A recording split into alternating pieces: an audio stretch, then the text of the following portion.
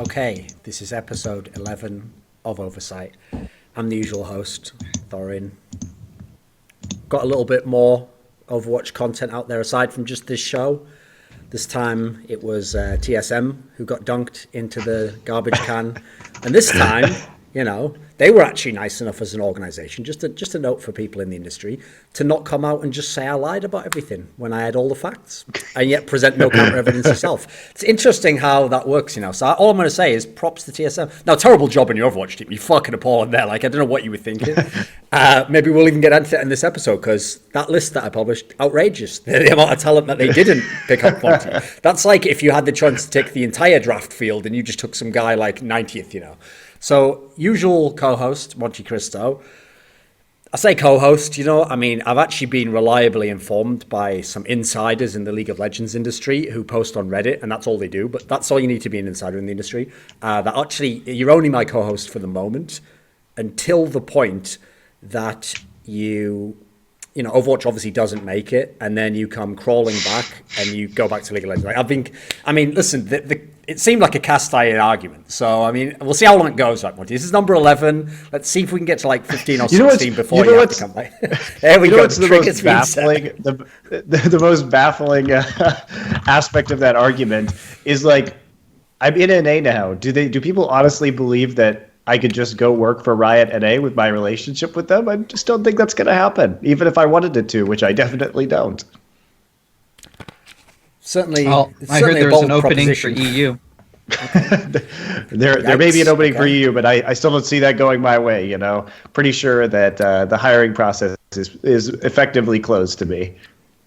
Plus, I mean, obviously, if Monty ever leaves me, I've got all the video footage and the pictures that I need to shut that down. So he knows better than that. I've got the House of Cards moves on tap, you know. So okay, our guest for this episode is obviously HuK.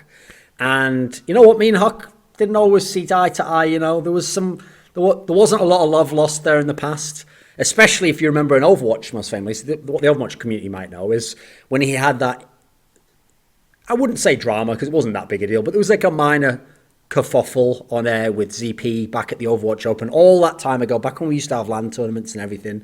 And obviously, you know, he didn't really appreciate the way I characterized it, you know, but we chatted it out, Monty. We got down to brass tacks and he said, listen, like you've misunderstood everything. You realize most of those comments, those insults. And I said, fuck off. He said they were just mistaken.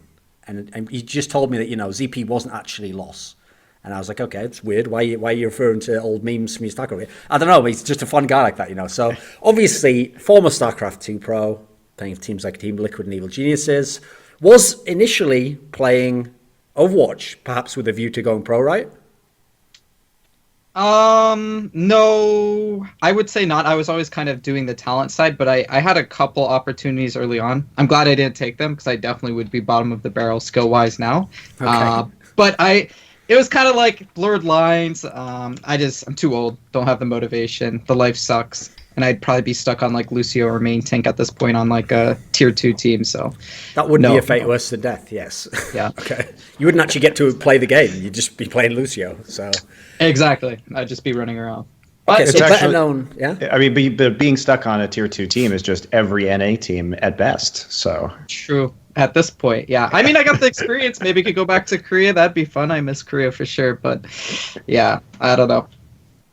Okay, so one of the interesting things is, coming from StarCraft 2, you perhaps have some different insights you could give us on what Korean esports players are like, because even the people from League of Legends, they all think, because they've been to these boot camps, like, that they know, like, you know, they have like a degree in anthropology and they're all about Koreans, whereas all they've actually done is play some Koreans and occasionally talk to them. Whereas you lived with Koreans, Koreans who were your teammates, obviously you knew some of them who came from Brood War and StarCraft 2, so how would you describe what Korean esports players are like? Like, what's their approach to esports? I mean, I could go through the general stereotypes. If they work harder, they play longer. I think a lot of the social aspects of just the way their culture and economy works, they're kind of more all in. When you take that approach and you're going to be a pro gamer, especially compared to like a lot of the EU countries where you know, a lot of kids that try to go pro in EU, it's like, oh, I'm going to take a year or two off after high school or during high school. I can always go back to school. For the Korean society, it's kind of like it's make or break it. I'm not going to go into the like whole family issue of, you know, whether your parents are going to disown you or they're going to have this negative stigma, which I think is kind of more universal. But just in general, how competitive they are, you kind of grow up with that competitiveness, and then on top of that, if you don't make it, you can, you know, severely fuck up your life. More so than I think if you're a Westerner. Overall, you know, the team house dynamic is just a lot better. I mean, I always lived with the memes from the EG days, where it's like you're living in a sorority house more than anything else, and I think that's true. The biggest aspect, though, I would say, is the support staff. I think Koreans do a lot better job. Their coaches are generally a lot better, and they just have a better approach in that way than a lot of the Western teams. The one team that I would say is kind of getting it right, and I think is doing a decent job and kind of getting there, would be Immortals, more than any other Western team, but they still, even within themselves, have a long way to go. Why so, though? Why did you single out Immortals? I mean, people might have thought you were going to say Envious or Cloud9, obviously brought in Bishop, you know. Why Immortals? Yeah, so I would say even outside of Overwatch, the way they approach hiring analysts, even a performance coach, I think they were one of the first teams to do that side of it right more than the others. A real one. Yeah, like a holistic approach, not just like, okay, here's an analyst and a coach, but like a guy that's actually gonna, you know, treat these kids healthy. I'm eating or drinking a Pepsi here, and I know Immortals, they even cut caffeine. When they travel, they put them on, you know, certain diets, or they tell them, you know, this is the times you need to eat to, you know, reset your sleep cycle, things like that. So I like their approach, but obviously it's still lacking compared to Koreans in general. But it's a very complicated issue, and in general, I think top to bottom, analyst, performance coach, head coach, Koreans just are a good amount ahead compared to Western teams. So one topic that we often bring up, so I want to get your take on this, and Monty, you can jump in as well, is both in League of Legends and Overwatch, a lot of people might think to themselves, right, well, if the Korean teams are the best, and often strategically, you know, they're very like they've got the feel of the pulse of where the game is, you know, and where the meta is. You would think a shortcut could be, well, maybe you can just get a Korean coach. Like, I mean, obviously this extreme example with Bishop for Cloud9, because he always speaks English already, you know, and he understands the culture. But people have tried it in both games. And you actually played under a Korean coach at one point in time. So do they have a different approach? Well, you played under Coach Park as well, right? I played under Coach Park. So just as an aside, Coach Park is one of the most famous and successful Korean coaches of all time. So it's not like you had a random coach either. You had a guy who, and I know Coach Park personally, he's great, who is considered, you know, a career coach, has been doing it for many years, and has won many times in StarCraft history. Basically like the Phil Jackson of coaches, you know, in StarCraft. Yeah, and he also started coaching League later on with QG in China. So he's actually done a lot of stuff. Yeah, I mean, I lived with Koma for a while, who now coaches at SKT. I keep in touch with him. I lived with Boxer for a while, who obviously was, you know, a coach for a while and obviously a star player. In general, I think when it comes down to that, even if you bring a Korean coach over, Westerners, a huge problem for them is just ego.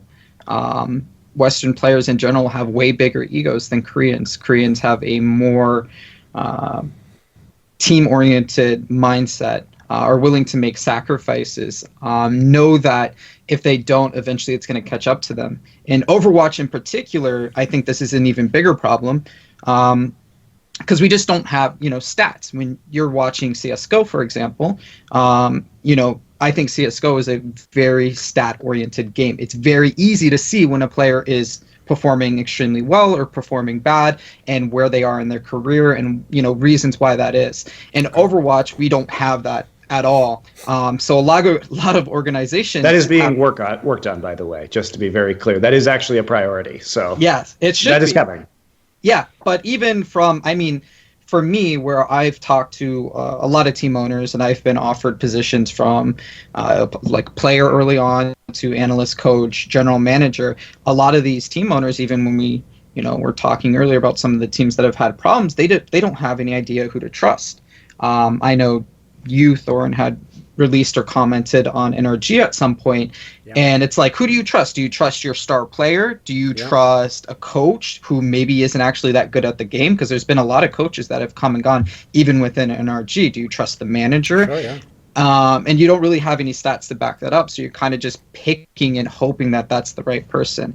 And a lot of times these players have egos, or they have little cliques, or there's some kind of political game at part. Or some people actually have a good opinion, but they're soft-spoken and they don't want to kind of rock the boat.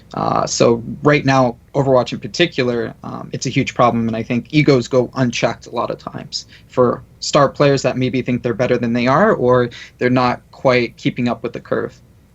What do you think, Monty? Are there a lot of big egos in Overwatch? Yeah, I mean, I think it's not unique to Overwatch. I think that any Western esport, it's like, I wouldn't say, for example, that I've seen more like larger egos in Overwatch than necessarily I did in League of Legends. But yes, I do think that is a pretty consistent problem. And like HuK is saying, a lot of the criticism of professional teams has not been. You have to remember that there wasn't, when an org first gets into a new esport, oftentimes the lead management doesn't know anything about it.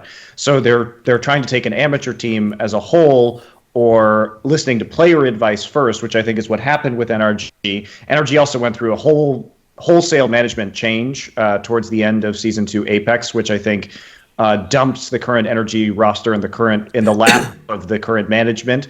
So there is a process of sort of, some teams like Envy get ludicrously lucky that they got in early, picked up a whole team, did very well with that team, and everything was working. But if you're trying to create a roster right now, for example, with Immortals, so Immortals goes and picks up this roster, but who is the Immortals manager, like Noah? Who is he supposed to listen to about where to pick up players? And it's a process of getting a team rolling, then identifying a coach or somebody who's going to manage the team who is knowledgeable about that specific game, trusting that person, making those changes. And I think that's what we started to see with Immortals, with obviously them getting a Korean coach, then 2 Korean players, and trying to get a better sense of and a better grip on a specific game. But it is really hard for esports teams to reliably pick up rosters in new games, because there's such a small amount of information about how good the players are, who are the good managers, who are the good coaches, and it just has to sort of go through a turbulent period over time where you suss all of that out. As much as, if we were to compare the old growth of Overwatch with League of Legends, yes, in the early days of League of Legends, if there were people with big egos, right, they could have a big impact on the team. I mean, obviously it's a bit of an unfair example, because most of the orgs actually were owned by the Reginalds and the Hotshots of the world. So if you're the owner and a player, you can also have an extreme level of influence, But that's what's actually surprising to me about Overwatch. I think it is a bit more extreme in Overwatch, because a lot of these orgs now are established orgs. They're not just nobody orgs. It's Immortals, it's whatever it might be. And some of these teams, if you contrast it to the Korean teams, where you see people get chopped and changed, or they switch you over to the sister team, even if they thought you were a good player, or they have people on standby to come in if they think you aren't playing your role well. In contrast, a lot of those Western teams, whenever I hear behind the scenes stuff, it's like all the big teams pretty much have 1 or 2 people who almost run the team, and they're actually just team players. They get to decide who gets to stay or who they're going to recruit, and even if the orgs will tell you they'd made the decision, it doesn't sound like a lot of that behind the scenes, in terms of who prompts a lot of this stuff. Now, I would say, just as a small caveat, a lot of those star players I've noticed in Western Overwatch come from Team Fortress 2. So I'll give them a little bit of kind of a reprieve, in as much as they weren't proper esports guys before. It's not like they came from League of Legends and they knew that scene and learned new professionalism and the structure. So a lot of them come from a very small scene that wasn't a big esports game, and they probably were the star player, whatever the situation was. But it does feel like there is an undue amount of influence from star players in the Western esports teams for Overwatch.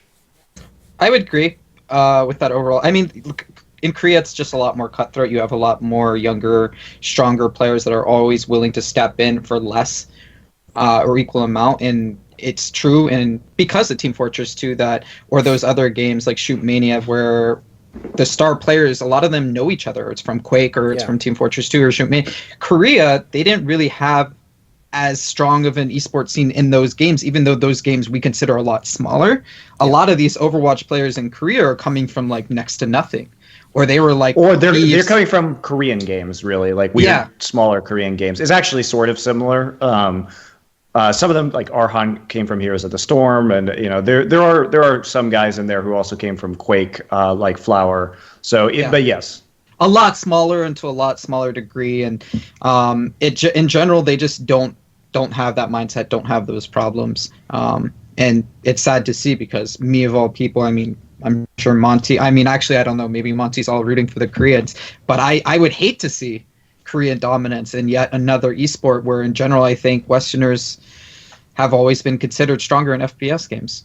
I mean, I don't really care personally. I have no stake whether it's dominated by Korea or the West or as a mix of both. I just want to see the best games. So sure. whatever form that takes is really sort of irrelevant to me personally. If it has to be Koreans, then so be it. If it has to be the West, then so be it. It doesn't make Here's a big the difference thing. to me.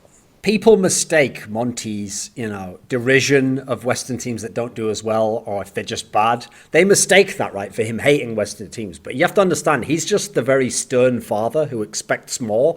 And when he kicks you out the house, right, that's not because he hates you. It's because he wants you to get your life together, He knows that, like, you have to hit rock bottom before you will actually make the hard choices and learn the lessons and turn your life around, He's not just going to tell you, oh, good job on that C+, when he was paying for that tutor and you should have been getting straight, at least an A- or a B+. We're not asking for the world, Monty. I think it just boils down to a fundamental life philosophy is I just hate plebs, man. I just hate the plebs. I just want to watch the people who are the best and not complaining about all their difficulties. I just want to see the best people, the esports nobility, the cream rise to the top. That's what I want to see. Okay. One other thing I find quite interesting as well, and I've noticed this happens in League of Legends as well, and I feel like this is an area where I don't know if, like maybe Overwatch League, if it has enough infrastructure, could overcome this.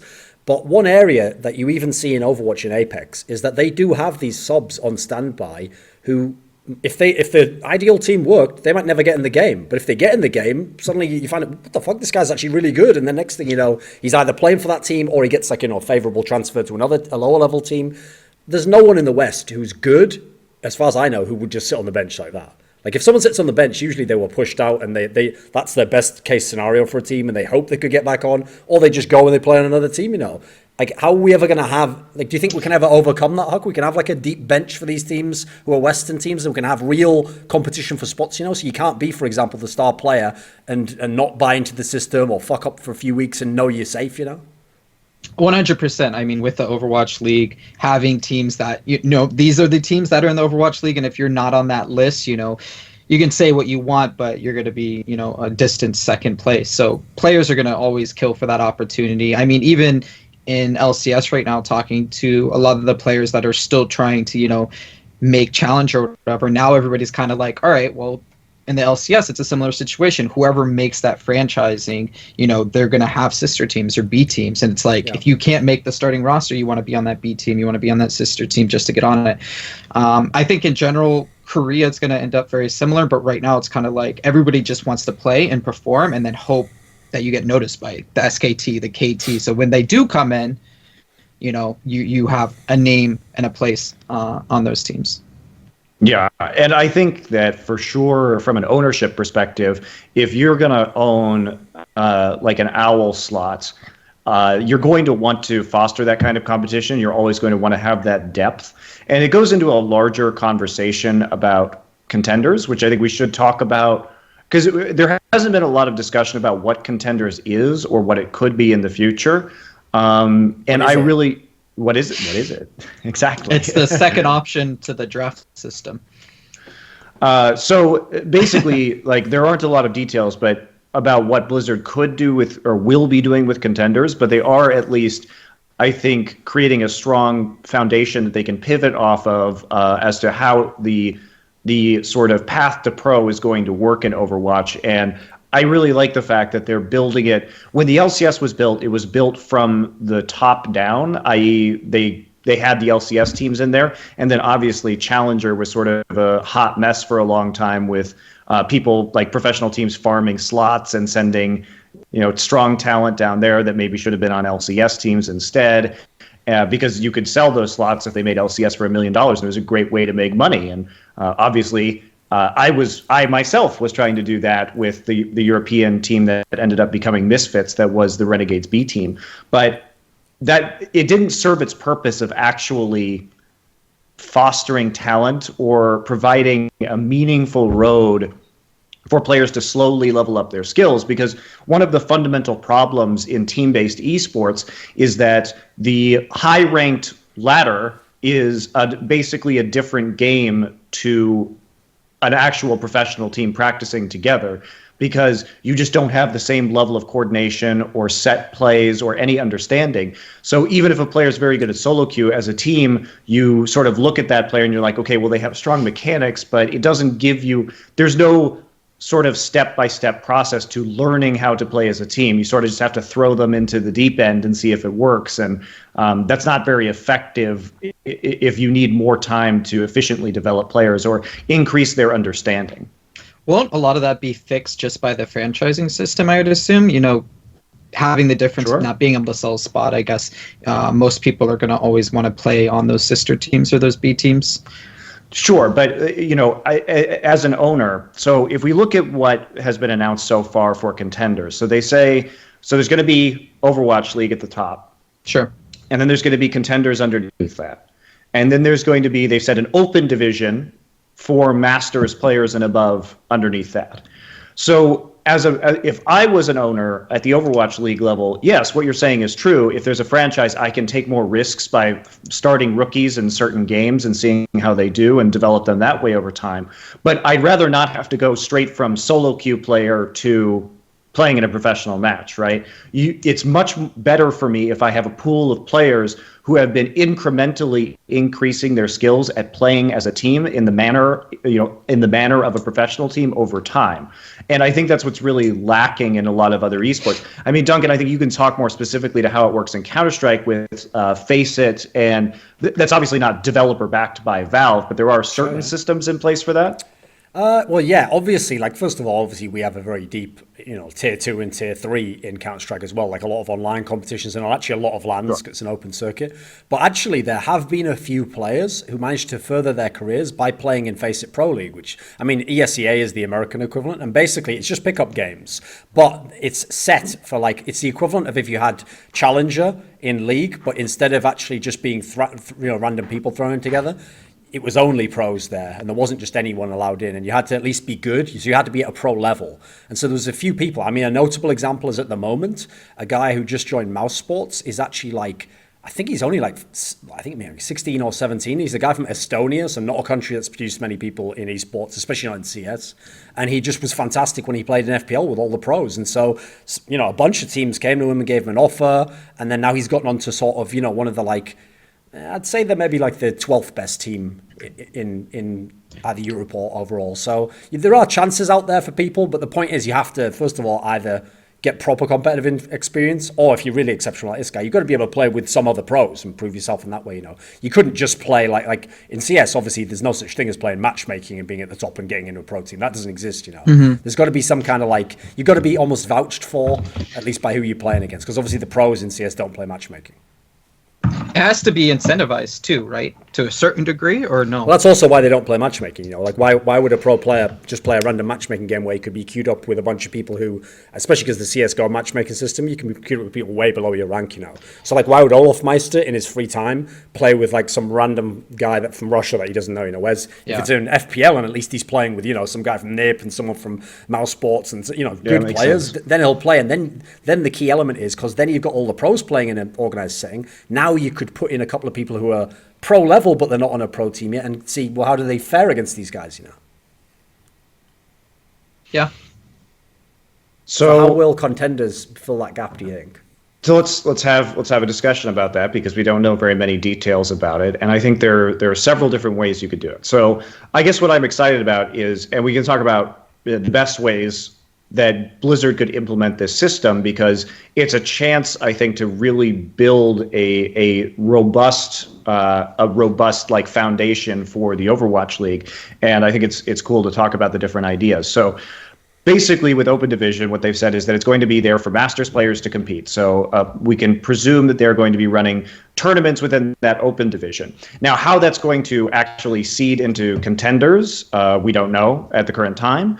And then also how Contenders is going to fundamentally operate, because right now, what Contenders was obviously the open bracket, which we can assume, I think the open bracket that we saw will be more. This is, I think, what the season 0 is sort of a mixture of Contenders and Open Division sort of smashed into one. But obviously, they're trying to take the current teams and step that into Overwatch League, and this is sort of an audition for players who want to be competing to show off their skills prior to the start of Overwatch League under what would currently be considered the professional teams, right? But will not be the professional teams once the Overwatch League teams are franchised.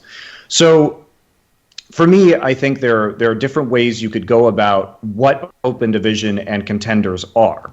So since there's no relegation promotion system with the franchise lock, the options, I think, for Contenders are sort of as follows. So you could do what League of Legends is doing and force every Overwatch League team to also field a Contenders roster, right? And that way they would get more experience, and you could also pull. You wouldn't necessarily have to have all your players like a 10-man roster for your Overwatch League team. You could give them more experience consistently by developing your talent in the secondary league. So that would be like a minor league system, like baseball or hockey have in the States.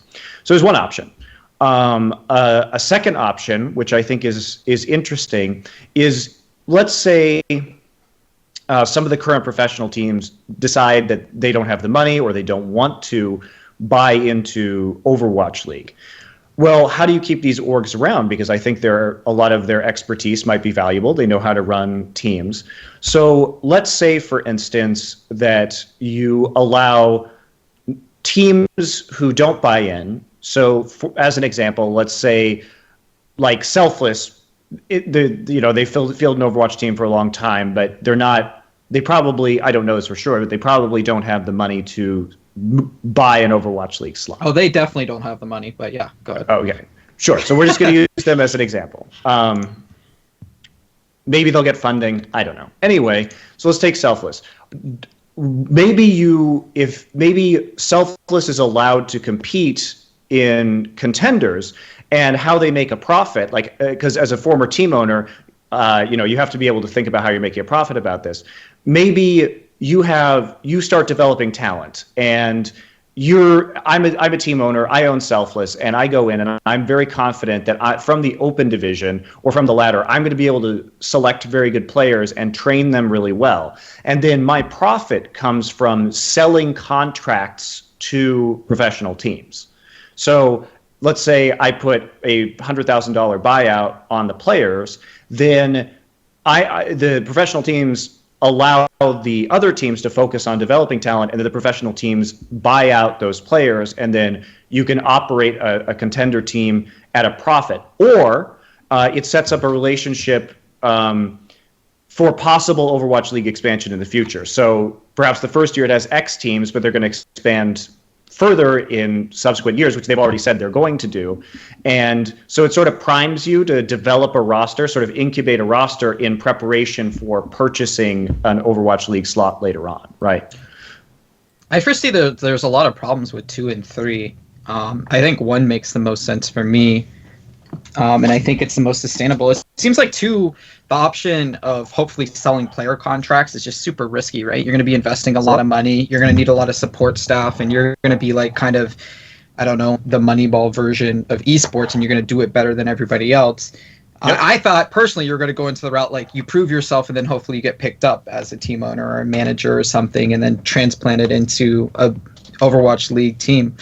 But yeah, I think like the risk reward, unless Blizzard is like backing that up, even if I'm a player, right, and I know like, all right, I'm taking my steps in my career. I got into this open division. Now I'm getting picked up to contender. Why am I ever signing a contract that is going to prohibit me from getting on an Overwatch League team if my buyout's too much or the contract length is too long or whatever? Because even now, most players, when they're looking at contracts from teams, even though, a lot of teams have dropped their rosters, is like, are you going to get into the Overwatch League? Is my contract going to be able to be sold? What are the terms that are, going to be surrounding that? Obviously, these questions could be regulated by the league itself. Yeah, right. Blizzard could say that contenders' contracts have to be X, Y, or Z, and if the Overwatch League teams come knocking, there's a minimum buyout price. But you have to, if one team wants a player, you have to sell that player at a minimum value. And then if there are multiple teams that want this player, then you could have a bidding war over that. Sure. And yes, it would be risky for those orgs to do this. But if you are super confident that you are fantastic at building teams and scouting talent, why wouldn't you want to turn a profit on that? Because you could make a lot of money. Yeah, I think if it's Blizzard enforced and they're controlling that system and controlling it how it goes, it's handled, then it could work. But then that opens up a whole nother discussion of like, should Blizzard be, involved in that process and how? Okay, I've got a question for you because I'm confused by this, right? So you said that you implied there as though like players themselves are already concerned, about whether there'll be a spot, and that to you maybe it wouldn't even make sense as a player if the franchise system already exists in Overwatch League. If you have a contract that essentially locks you out of it unless your team sells you. Yes. But the problem here's the part I don't get about that. So say the Overwatch League already exists. You're not a starting member on a franchise team. You exist outside of it. Well, who are you going to play for? How are you ever going to get noticed to get picked up by those teams? You're gonna have to so that it depends. Yeah, but then are all teams enforcing the same rule set, or are some teams, willing to basically not have a long contract or not have the same buyout clause for 100K or whatever? So it depends, right? But that at the same time you're probably making less money. But obviously, pro players are always looking at the stars, and they're already taking big risks, so they're going to be willing to forego, maybe an extra $1,000 a month as long as they don't have to agree to 100,000 buyout or whatever. I think if Blizzard handles it, like Monty said, it could work with some like bare minimal. So if you're one of those teams that are going to be basically a farm team for these bigger orgs, but it just opens up then if Blizzard's stepping in. How will that be handled? I mean, yeah. I was just like, and then we saw the LCS where they basically announced this Players Association. I mean, what are Blizzard going to do as far as that goes, right? Are they going to officially announce something? Or are they just going to say, like, here's like the bare minimals, how LCS was in the early days? And then that also opens up a lot of questions, right? Do you want the company that makes the game, handling a Players Association? I mean, that's like a huge can of worms, right? But yeah. So there's a lot of these what-ifs. And to go back to your other point, HuK, you saying that you like the idea of contenders teams being more farm teams, like what LCS is doing. But the problem you run into in that scenario is that if you're planning on expanding the league, and we know 100% that Overwatch League has said that they are going to do a multi-year global rollout of Overwatch League. That was part of the initial announcement. What does that mean, though? Well, we assume they're going to start with a certain X number of teams and expand to X number of teams later on, right? Yeah. So we know there's going to be expansion of the number of slots that are sold in the league. We don't know at all whether Riot is planning to do that, if they're going to expand NALCS. We don't know. They haven't said anything, and nobody I've talked to knows anything about that. But we 100% know that is Blizzard's plan. They announced it 6 months ago, whatever, in November. So the issue that I have with these academy teams is that either way, you're going to have some sort of Blizzard enforcement in contenders, because if all of the top tier players are owned by the existing franchise, and then all the minor league teams, they own those players too. The problem is if you're expanding into a new franchise, you have to create a roster with no tier 1 or tier 2 players. Yeah, I mean, that's when I think hopefully this is what I'm hoping, at least with the price for the Overwatch League to start with, is that we will see more investment, especially if we're considering that a lot of the bidders might possibly be sports franchises from the traditional aspect, more investment onto the support staff and those other types of role. Sure. And then you're like, okay, so maybe we can't just buy a whole roster, but this coach for Immortals who has been doing great in the Overwatch League or whatever, we are going to snipe him, and he's going to build us our roster, and and yes, it might take a season or two, but how is that different from traditional sports? Well, but see, my point is that it could be done, but you still have to have that same. Oh yeah, Blizzard enforcement. Blizzard enforcement, because in other sports, when you have franchise expansion, usually they take players from other professional teams in order to round out. Usually shit ones, admittedly. Like usually you get you start give from up, the bottom, and you always give them the shitters. Like you never give them a good player, obviously. Well, I think it depends on the sport. I'm not super knowledgeable about this, but I think that usually some good players are sort of up for grabs in that scenario.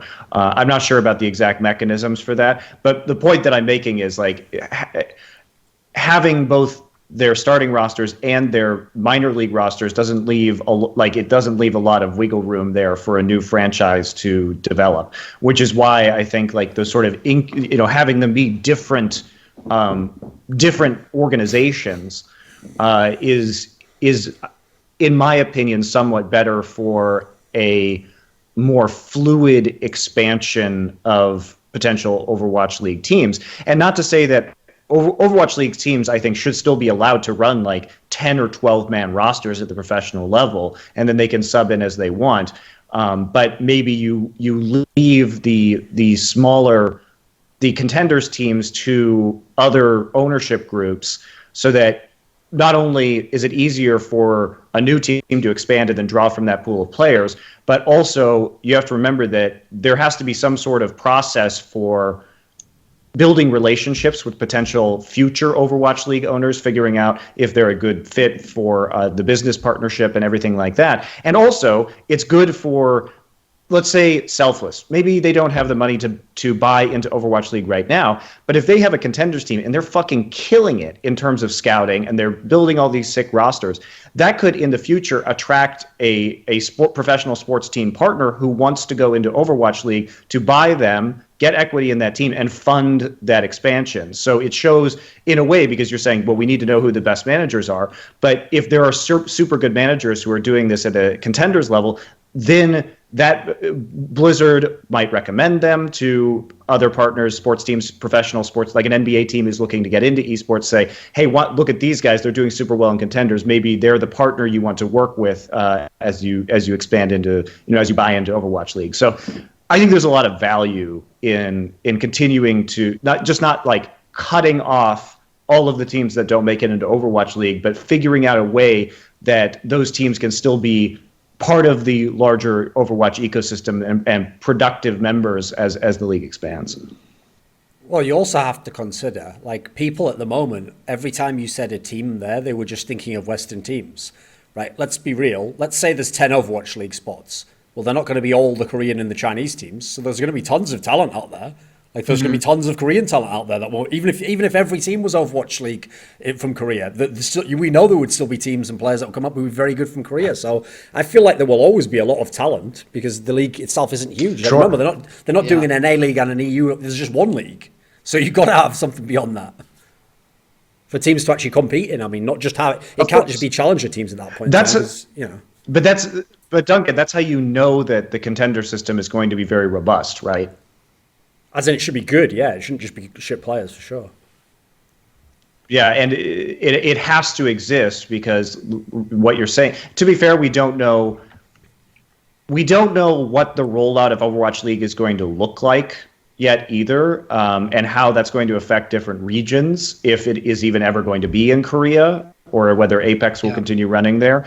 So there just isn't any information about that at the current time. So who knows that level of scope. But from what you're saying, yes, I mean, there has to be a very vibrant contender scene, which is, I think it's really exciting because you really do see all the layers, the sort of the broadening out of the pyramid, which I think, at least from my experience in League of Legends, was really lacking because they built it from the top down. Whereas Blizzard's approach this time is to set a very clear system from going from the ladder you get up to Masters, then you can compete in the open division with other Masters players, start to learn that teamwork. If you're good, presumably you can get noticed to get into a Contenders team. If you're good there, then you can get up into the Overwatch League. And that road for top solo queue players to sort of slowly learn about the team game and get into that sort of process of practice and discipline has been entirely absent, at least in League of Legends. It was just sort of like this abrupt lurch from like solo queue, and there wasn't any real support structure for like big open bracket tournaments that were run by Riot. Yeah. While we're on the topic, yeah, do you have something, HuK? No, I'm just gonna say, as a former pro player, I think all pro players love to see that smooth transition. I think a lot of pro players, even now, or in LCS or whatever game it might be, they know that there's a decent amount of politicking. And especially with Overwatch lack of stats, what we talked about, it's like, who likes you? Who doesn't like you? And if you're not liked by, if you're like, oh, you might be a great player, but if you're trying to get on C9 and Surefour doesn't like you, well, get fucked. You're probably never going to even get a tryout. And it doesn't matter how good you are. So just, people like to see that smooth transition. But as management gets more knowledgeable, as the statistics are there, these are problems that exist now that I believe will be lessened over time. Yeah, I agree. So while we're on the topic of Overwatch League, though, we now have to discuss Overwatch League in the context of living in a world where the LCS is going to be franchised. Because I actually feel like this changes everything. Because as much as everyone heard those numbers for the high end of what an Overwatch franchise might cost, right, the best selling point I would have given anyone, if say Mark Cuban had come to me, right, and he'd said, why should I get involved in Overwatch League over any other league? I would tell him, oh, it's great, because here's the key thing. Yes, it might cost a lot initially, and yes, the viewership's got to grow. There's a lot of things have to change, but you know what? In theory, there's not going to be any economic restrictions. Like, you can just do whatever you want business-wise, and you can blow it out the water if you're really good at marketing and all these other factors. Seemingly, as long as the base is there, as it were, you could grow it into something huge just from your franchise. The problem is the actual League of Legends franchises system costs less money, perhaps. You only have to pay that fee over a span of years. And in fact, the way it is structured is so that you buy in, but then, if the league doesn't make a certain amount by a certain number of years, you don't pay more, and you pay it in installments, basically. And so actually, the way they've structured it in League of Legends, where they've already got a viewer base, and they've already got teams that have a history, I think that's already almost like halfway done to your business plan that you present to the guy from Real Sports. There's a lot more X factors now in the Overwatch aspect, and obviously they both haven't launched yet. So now it's not just Overwatch League; they're almost head to head, the two leagues, right? Yeah, so here's the problem with discussing this is, I can't say a lot of stuff that I know about Overwatch League because that hasn't been announced yet. So it's really. I mean, I can have a very interesting conversation about this, but unfortunately, I'm not really able to. But I can talk about certain things that are good and bad about the League of Legends announcement, obviously, because they released far more details. But I have to talk about them in isolation. So I'm sorry this is going to end up sort of being a weird conversation. I really wish I could say whatever we more. want, mate. So you just say what you can, and we will say what we will. This is turning more into an esports salon, I feel, at this point. But that's fine. So one of the things that initially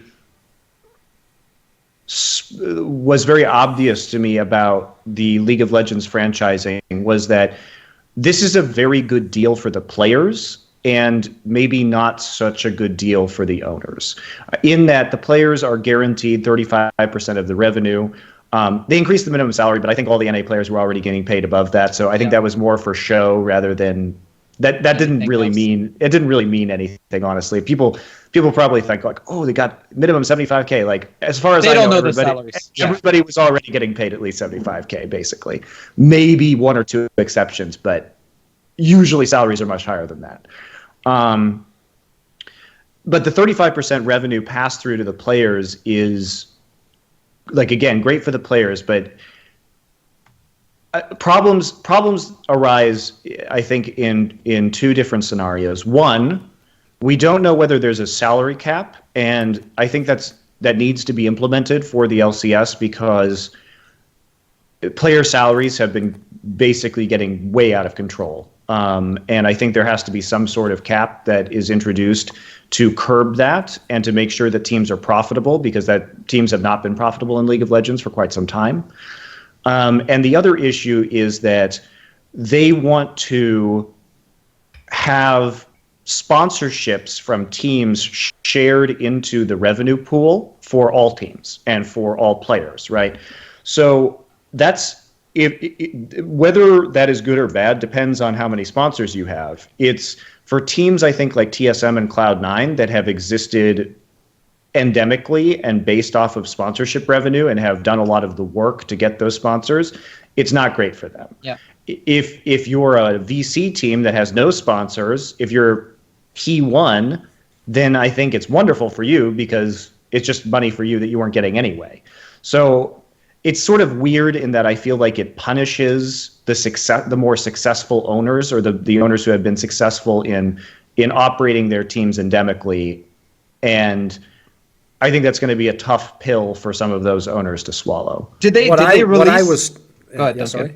What are you going to say? No, you go. You go. Yeah, basically, I heard from behind the scenes that one of the ways Riot sold everyone on how they structured it was that they already have a deal in place that's worth millions and millions, and essentially people already know with how the payment is structured and then what they're already in theory going to get out the gate, that some of those fears are allayed. They're offset by, we can already tell you you're going to make this much from some of the initial cut. I mean, so a lot of the owners, if you notice, spoken to some of these owners and they are concerned, so I don't know what to tell you. Well, none of these, here's the thing, there's a reason why none of the owners expressed any of that publicly. They've all only stressed the upsides to them. So, for example, they all think, I'll give you a great example. Okay, so I'll give you what I would pick as the perfect example, right? To me, one of the best examples of someone who, on the surface, by what you're saying there, actually gets completely fucked by NALCS franchising would be Steve Arneset from Team Liquid.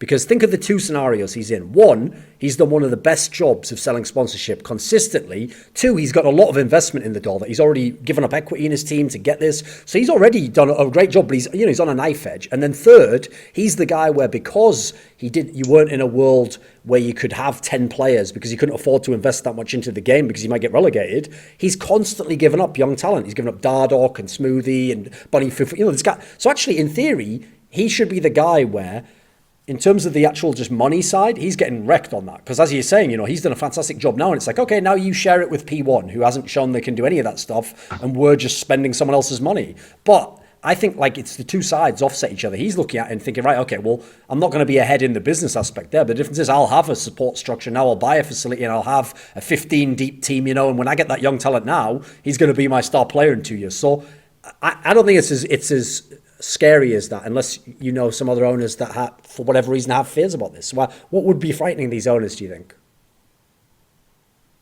Well, like I said, giving up money that they've worked for already, in terms of that sponsorship, and the presumption that they are the best at getting sponsors, doing great sponsorship content, making those deliverables. They've built out media teams like TL has, and salary these people to make this content around their team. And if they believe, which I think is rightly so, that they are the best at it, and franchising has relegation has long been a sticking point for sponsors, where they won't spend as much as they could because of the risk of getting relegated, even if you're like a top team. We've nearly seen C9 fall down to relegations, like TL, these teams.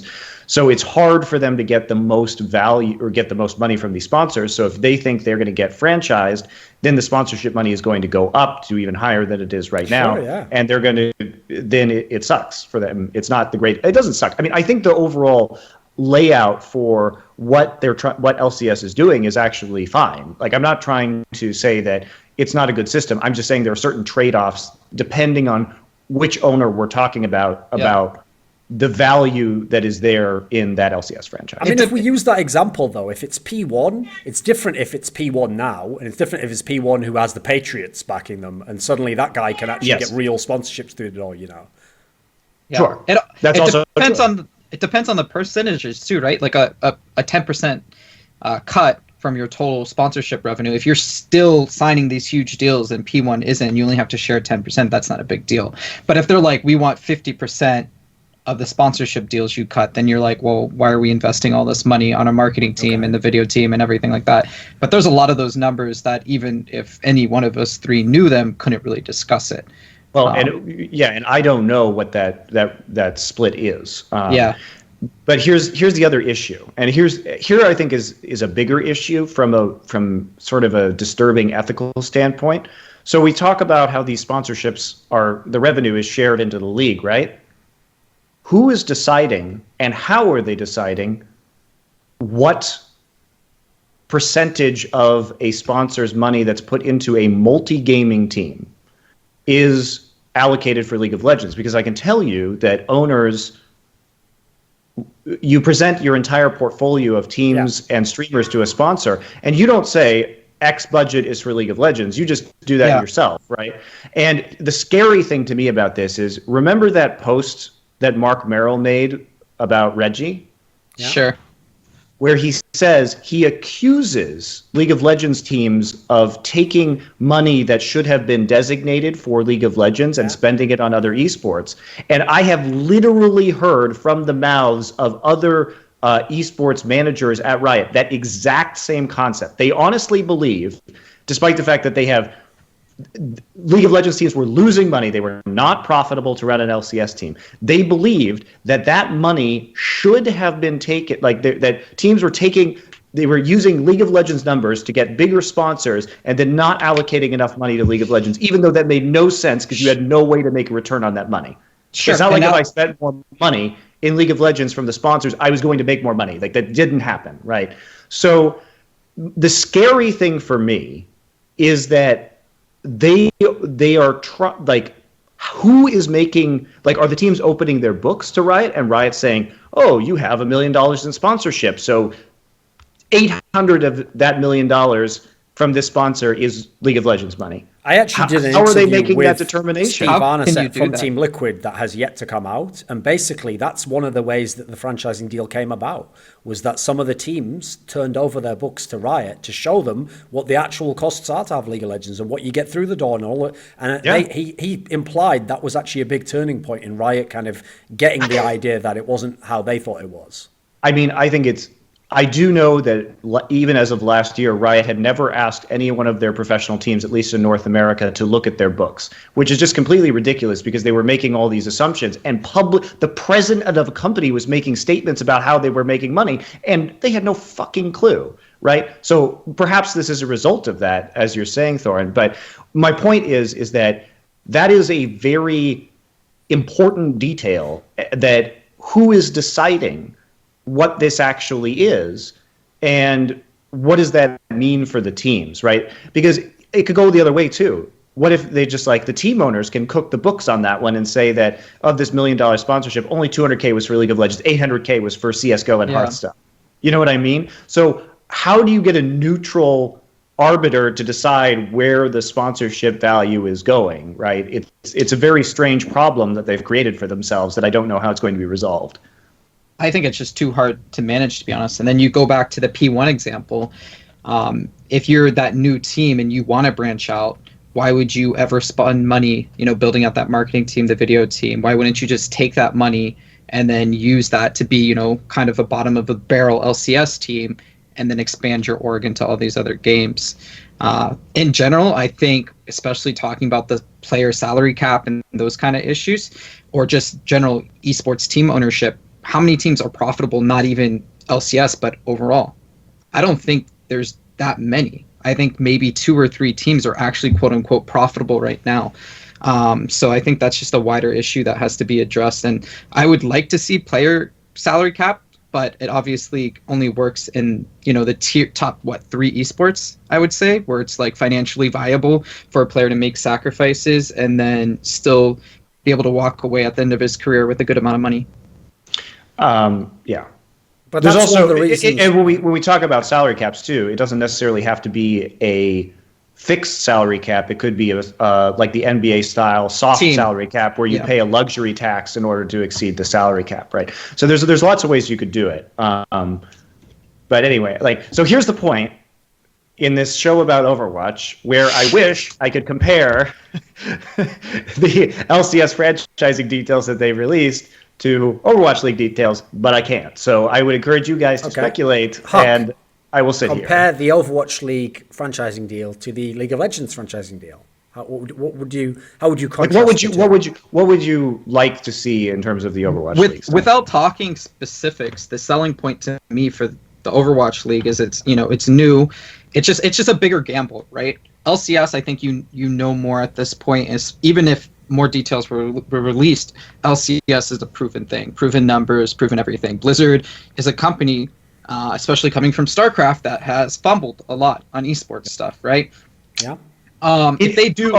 Oh, by the way, for everybody who uses that as a point, it is, just to be clear, this is literally an entirely different group of people working on Overwatch League than worked on previous Blizzard's esports stuff, pretty much. I mean, there's like a very small amount of crossover.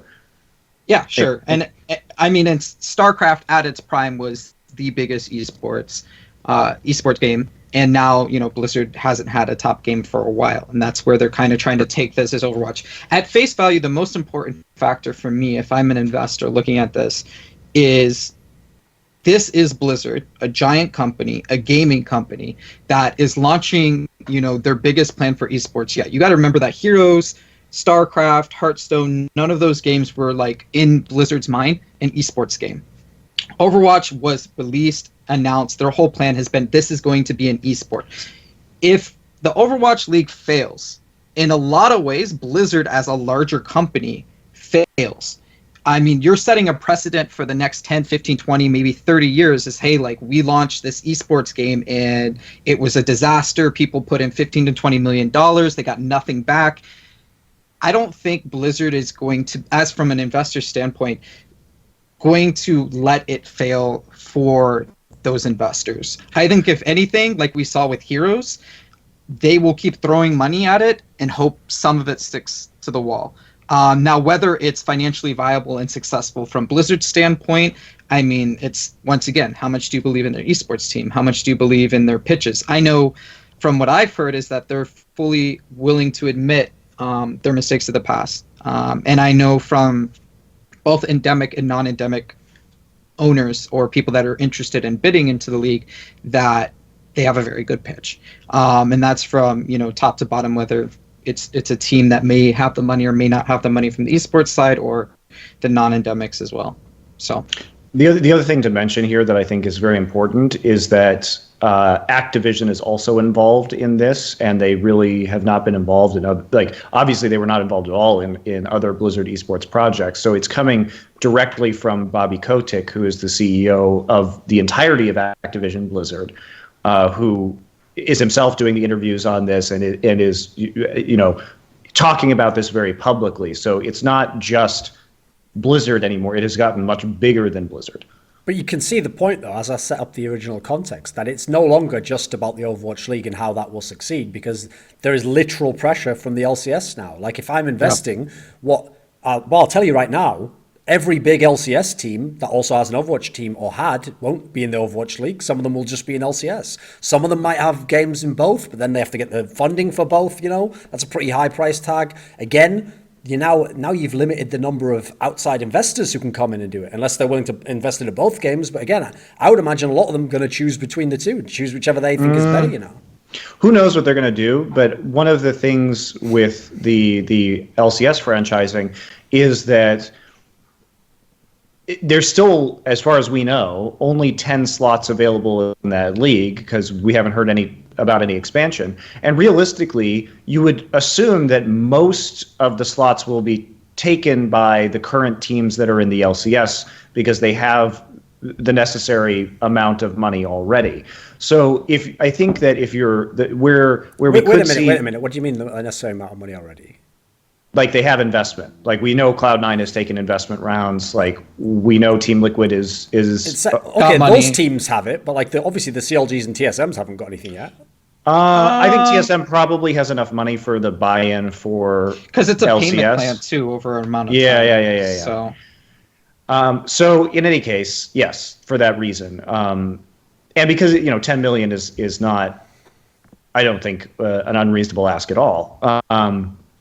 But if you are a potential new owner, if you are part of an interested sports team, I think that it's going to be very difficult for you to acquire one of those those slots, because probably most of the current teams in NALCS will remain there, because I think that it would be terrible PR for Riot to kick out teams like TSM or CLG or something like that. Okay, for the good ones, sure, but here's the problem. I actually think if you look at how heavily Riot stressed the notion that, it wasn't just about having the money, you also have to kind of pass their criteria, I feel like that's a way of saying to some of the lesser orgs, like, for example, a P1, for example, okay. But P1 has money.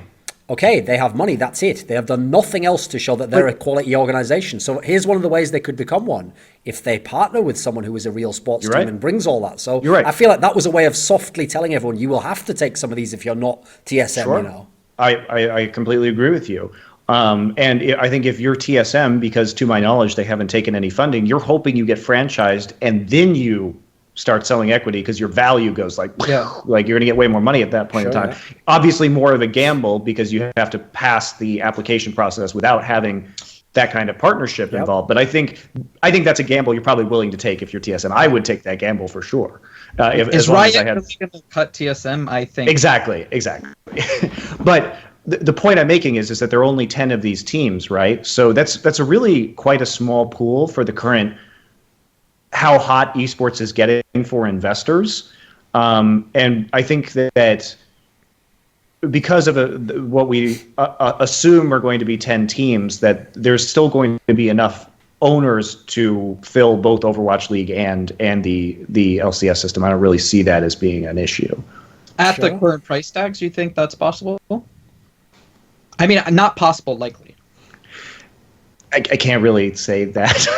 Here's one of the problems, though. If I'm choosing between the two, especially if I'm someone who doesn't know a lot about esports, like you can even ask experts, a lot of them go either way on this, depending on which criteria they value the most. One thing that is a huge selling point for LCS is that ultimately both leagues, if you're a team owner, you want to have part of a broadcasting right package one day. You want to have a percentage of, the millions, the billions that get paid to the league. So here's the difference. If Riot has that, they already have one initially, but if they have better ones in the future, they have a guaranteed viewer base already. In Overwatch, they have to get it. Let's say they have it. Let's say they maybe already have the stages of it, but they don't have the viewer base. That makes it more of a gamble in Overwatch League. Sure. Yeah, there's just a lot of numbers that are not public yet, so we can't discuss. We don't know what either deal looks like. We don't know the percentages. We don't know what the full pitch is. It's really hard. And at the end of the day, a lot of the corporations and teams still know so little about esports. I know from myself, when I talk to those types of entities, it's like ground zero. It's like a lot of these people, they didn't even know franchising is being introduced for the first time in esports. And when they hear that, or they see like the Morgan Stanley report, for example, they buy it at face value. And they don't really know the difference between League of Legends and Overwatch, or the deals, or like what historically that means and the differences between the games. They just hear franchising, esports, great. What are the price tags? And that's the three things they know. And I think there's just so many different metrics that you have to take into consideration when going into this, because yes, we can say that League of Legends is a proven success, but still the vast majority of League of Legends viewership and player base is coming out of Asia, particularly China. And the numbers for LCS have been plateauing or declining. I mean, especially in Europe. Yeah, they're still good. Look, they're still good. I'm just saying that there is something to be said for, yes, League of Legends is a known quantity, but some people might rather take the gamble on Overwatch that it's going to be something even bigger. And again, I can't really, I can't comment on the stuff that I know, but let's just say there are reasons why I decided to leave Korea. I made a more educated decision. I think, as an outsider, I guess, compared to Monty, the way to look at this is Overwatch to me is a bigger gamble with possibly a higher reward, and LCS is a more consistent thing. Yeah. I would definitely say that there's probably going to be a higher percentage of endemic teams in the LCS compared to non-endemics in the Overwatch League. And then that within itself is kind of maybe a gamble, right? How much pull do teams actually have on viewership? How much is it the team? How much is it the players at heart, or just fans of the game? How good of a job is Blizzard going to be at marketing and promoting it? It's hard to say. I'm actually really disappointed in both Riot and Blizzard. They are both fucking up so hardcore, right? Because you know what, HuK? I love to watch Game of Thrones, House Sure. of Cards. Sure, Netflix. One of my favorites book series of all time, Dune, right? So both people are trying to do incredibly large, ambitious leagues that have franchising, that are both incredibly contingent, as you've seen by this conversation, by the Esports Salon with the LCS, on all the information being very secret until the moment you need to deploy it. So both of them are doing that, and in some ways you could say it's almost critical to the balancing act of getting these owners through, but getting the sponsor deals and not revealing anything to the right time. How have these two organizations not figured out, don't just focus on your thing?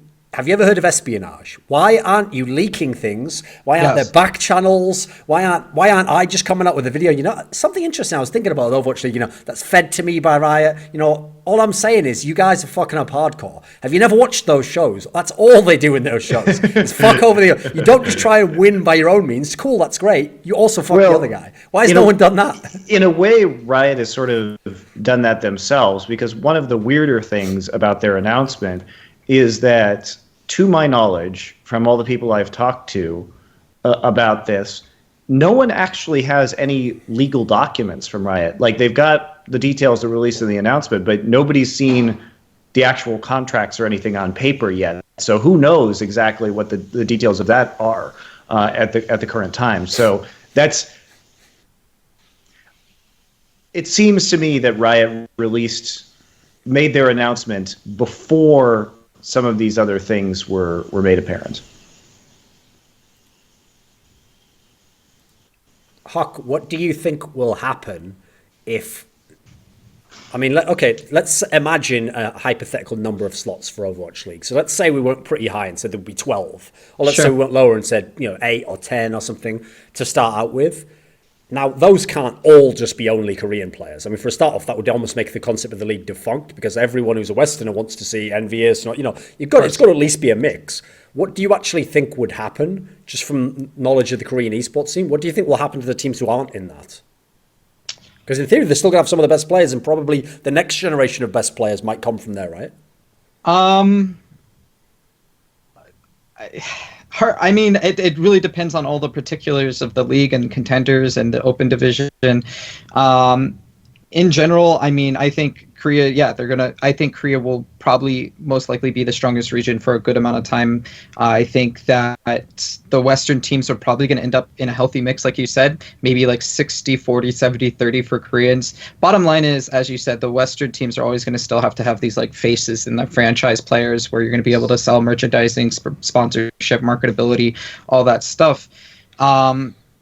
I'm just hoping that they invest into support staff. If you're dropping $15 to $20 million on, this spot, this franchise, you would assume that you'd be willing to spend a little bit more on not only signing good players, but having the professional facilities to hopefully mature and grow the Western scene, so that there's more competitiveness between the West and the East. Like, that's one thing that's really confusing to me, okay? It doesn't matter what point in time you start the Overwatch League, right? Just say you started today. Sure. I guarantee you in 2 months, someone who could be a contender for best player in the world is in Korea, and he's not in the Overwatch League. Yes. So what that means to me is an element to Overwatch League that will be unlike any other league that's ever existed is you will almost have to have like dedicated scouting for the Korean leagues. So think about this guy Effect who just came into Envious, right? This is a guy where you might have seen in my report, he could have been on TSM Overwatch. He wouldn't have been on some elite level team playing a big lands. Instead, now he's looking amazing on Envious. You see all his talent. This guy was a nobody in the Korean scene. There's all these players out there, and probably more to come. Yeah, no, you're gonna need the contacts. You're gonna need. I mean, you want to cite the shows like House of Cards. You're gonna need people to lobby. You're gonna need people in Korea whining and dining players, trying to get them to sign contracts. You're gonna need the contacts within.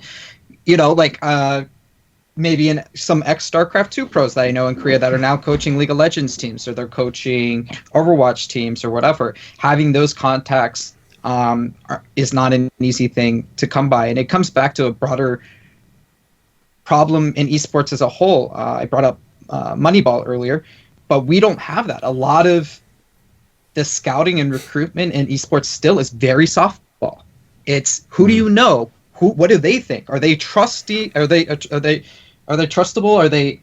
Are they reliable? Are they going to know what they're talking about? And it's so soft right now that there's no concrete way to do it. And it's like who you know, and who do they know? And then you go from there. And I don't know a lot of people that have the great contacts in Korea. I mean, Monte would actually be somebody that has better contact than most, that can reach out and keep an eye on that young scene. It's really dependent, and it's really hard to do at this moment. Maybe I should switch my career to Korean player broker for Overwatch League.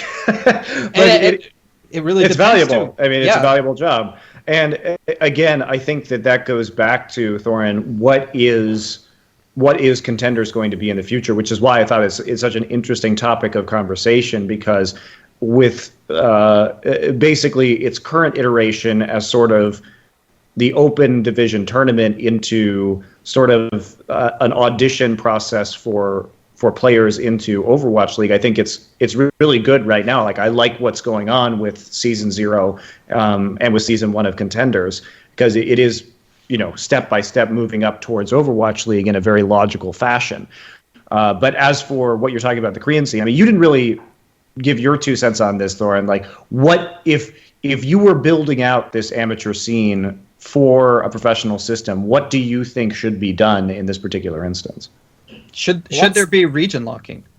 Well, that's the part of the big problem to me, is that, like, here's the thing, because of the factor I said, where, like, you couldn't just have all of the Overwatch League be Koreans, because unfortunately, Western esports fans are just so ignorant, they won't watch just 5 Koreans playing, 6 in this case, they won't watch teams that are all just 6 Koreans, right? They just won't do it. So in theory, you'd have to have at least like half and half teams. So in a sense, I think actually the region locking would almost take care of itself in that way. Like, even if you got a team with mainly Koreans, unless they're literally the best, you probably want some Westerners in there, especially ones that have name value. My big problem is I just still can't see. It's one of those examples where it's not that I think there's a good or a bad solution. I don't think there is a solution to the Korean problem I just mentioned, which is that no matter how many teams you let into the Overwatch League, there must remain a scene within Korea. It will actually, in a sense, no matter how big Overwatch League be, produce arguably sometimes better players, and it will be in some senses as vibrant, if not won't be on as big a scale.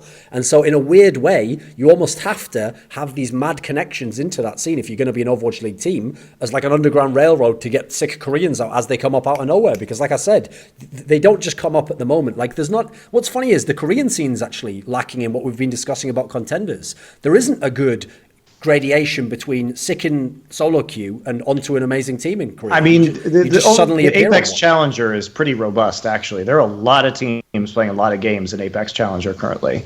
But yes, I think that there isn't a bridge from solo queue into Apex Challenger, which might be the problem. But I you would hope that that's what Open Division would be solving, right? But I think they have a better like talent funnel now than the West does. I think it just comes back to support staff, always, right? Whether it's scouting, recruitment, even the West stepping up and getting to the point where the East is, or Korea is in general, the support staff has to be there. It has to be like the foundation that builds that whole process up and brings these players and these amateur players to another level. And I don't think we're going to get there, where it's kind of a vicious cycle that feeds into itself. We don't have as strong of an amateur scene or constant cycle of new talent compared to Korea, because we don't have the support system and the staff that can raise them to that point. We look at Apex right now, we don't see SKT, KT, we don't see a lot of those big names that we've seen in League of Legends, but they still have all this young raw talent that not only have teams that are great, like Lunatic High obviously being one of those names that has been consistently good, but it seems like there's constantly a lot of new teams and a lot of new talent, and that's totally separate from all of these big name teams that we know are still going to step into Overwatch that have been predominantly in the LCS and StarCraft 1 before it. So already established right now, even at Apex, you consider that cream of the top line. But eventually, the way I see it at least, is that that's going to be taken over by SKT, KT, Samsung, all those other teams. Sure. And then the current teams that are, they're almost going to be dropped down to a level. And then the teams that are beneath them could be the open division teams. And they already have a whole system in place. And it's predominantly, the issues we talked about before. Okay, that so I'll have give put you. that place. Here's why. Okay, here's the best way to phrase it. Okay, I'll give you like the most extreme example and what the nightmare could be if you run the Overwatch League, because the Overwatch League is just the league for Overwatch. It is not the NALCS. Because it's not the NALCS, you run into a nightmare scenario where, let's say Overwatch gets huge in the Overwatch League and the viewership's going really well and they have the broadcast rights and the sponsor, everything's great, right? So it's actually the ideal scenario.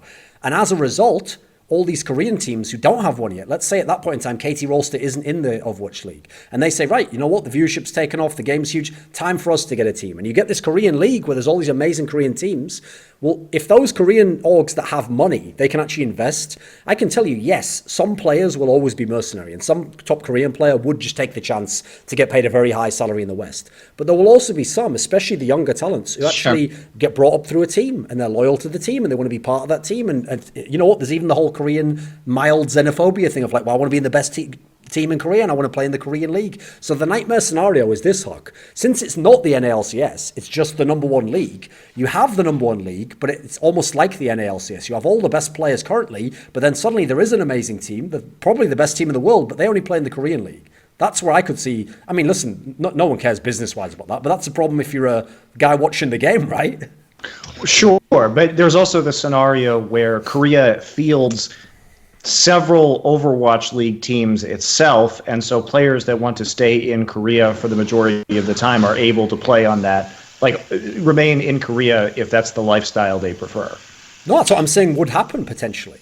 I think it'll definitely but they could happen. be Overwatch League teams based out, so they would still be in the tier 1. Okay. Right. They would just be on Korean-based teams. So you're saying like 1 or 2 slots out of, let's say, 12, hypothetical, of course, are Korean-based. I mean, what Blizzard said in the initial announcement was that they were going to roll out Overwatch League to China, Korea, Southeast Asia and Oceania, North America, and Europe. So I think we can consider that, considering that's what they announced, that they are planning to have Overwatch League existing in all of those regions, in which case we can probably assume that there will be multiple Korean teams. Sure. I mean, I still think there's going to be a way over saturation of Korean talent For sure, in Korea. and it'd need to be like 8 teams in Overwatch League, you know. Or those, you just see more Korean players going to China or the West. But yes, I mean, that is why it is very important for there to be a robust secondary tier system, because of what you're saying. I agree with you. It is the most important in Korea, the most important. So HuK, because okay, sorry, like so much of the world's talent is going to be coming from that pool. Okay, so HuK, you tried to lure me into the region locking debate there, because here's the thing, okay, HuK, I go ahead and tell you now, Monty, without knowing, I'm going to go ahead and guess he likes region locking, and he would want a certain number of slots, because just knowing some of the things about StarCraft 2 and who made what salaries and how it worked, you know. So Monty, in theory, is against region locking in some respects. So how would you present your case, HuK? Why is region locking important for something like Overwatch League? I mean, yeah, this comes back to, of course, what Duncan was referring to, the StarCraft debate that always came up back then. So, I mean, at the end of the day, it's not just about the purity of competition to me. It's also about the business aspect to me. And I think it makes more sense to foster and grow the Western scene. I mean, one of the reasons I think the LCS is so popular is because League fans convince themselves every year when it gets to the Grand Championship that TSM has a shot, or C9 has a shot. I think they've learned their lesson by now. I think it took many years. Sure. No, because Monty, he picked the good example. He picked the outlier. He picked TSM. Obviously, TSM fans are so delusional. And the Cloud9 fans, that's a bit more touch and go. You know, a lot of them, they've learned. You know, they don't have to put their hand in the fire every year, HuK, to know it's going to burn. Like, I agree. The TSM fans, you're on point. The Fnatic fans as well sometimes as well. You know, even if they don't believe they're going to do well, they have hope every year. Yes, every year they tune in and they're like, yes, I'm cheering for my team. They can do it this year. I believe in them. And they're sorely disappointed every year. I mean, even, coming up for me, I think G2, like, I hope that they do really well. I hope, they shock the world and they actually put in a deep run and get out of group stages or something similar. But I think that's an important factor to esports as an entertainment business, that we do see that competition. We see those quote unquote storylines, and we see that fans can cheer for their homegrown talent. And I think that means to a certain amount having region locking. I don't think, has to be anything outrageous, but I think for most teams, even if I was a team owner, for example, that I would need that franchise player. I would need that Surefour, the Seagull, the Taimu, or whoever, and they can be supported by Koreans, but Koreans are faceless in a lot of ways. We've heard that term a lot. Koreans don't have the personality, at least in the sense that it will translate to the Western market, because either they don't speak the language or they just don't have the image that people relate to. I don't know how far you in House of Cards, but I'm not going to spoil anything. But obviously, having an image that relates to your audience is an important factor. So that's true, but that was my argument. My argument to create those connections was actually because I think geolocating, having city-based teams, is going to solve a lot of those issues, because we don't see that problem as much in professional sports, even when a baseball team has Japanese-speaking players and Korean-speaking players and Spanish-speaking players. And, you know, I'm just saying that I would agree with you in the current sense of esports, but I think that when fans have the localization to latch onto, that it is their city's teams, I'm not saying it doesn't matter, but I am going to say it matters a lot less, because there is something else to identify there. Previously, up to this point in esports, the only thing you can identify with were the players.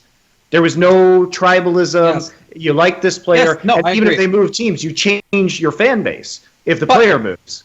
It depends on how that team approaches it, right? I can see it if it's a non-endemic coming into the space. Like, let's use Toronto as an example, because I'm from Toronto. We have a very traditional sports fan base here. Everybody's very passionate about the city. You have Drake, the Six, whatever you want to call it.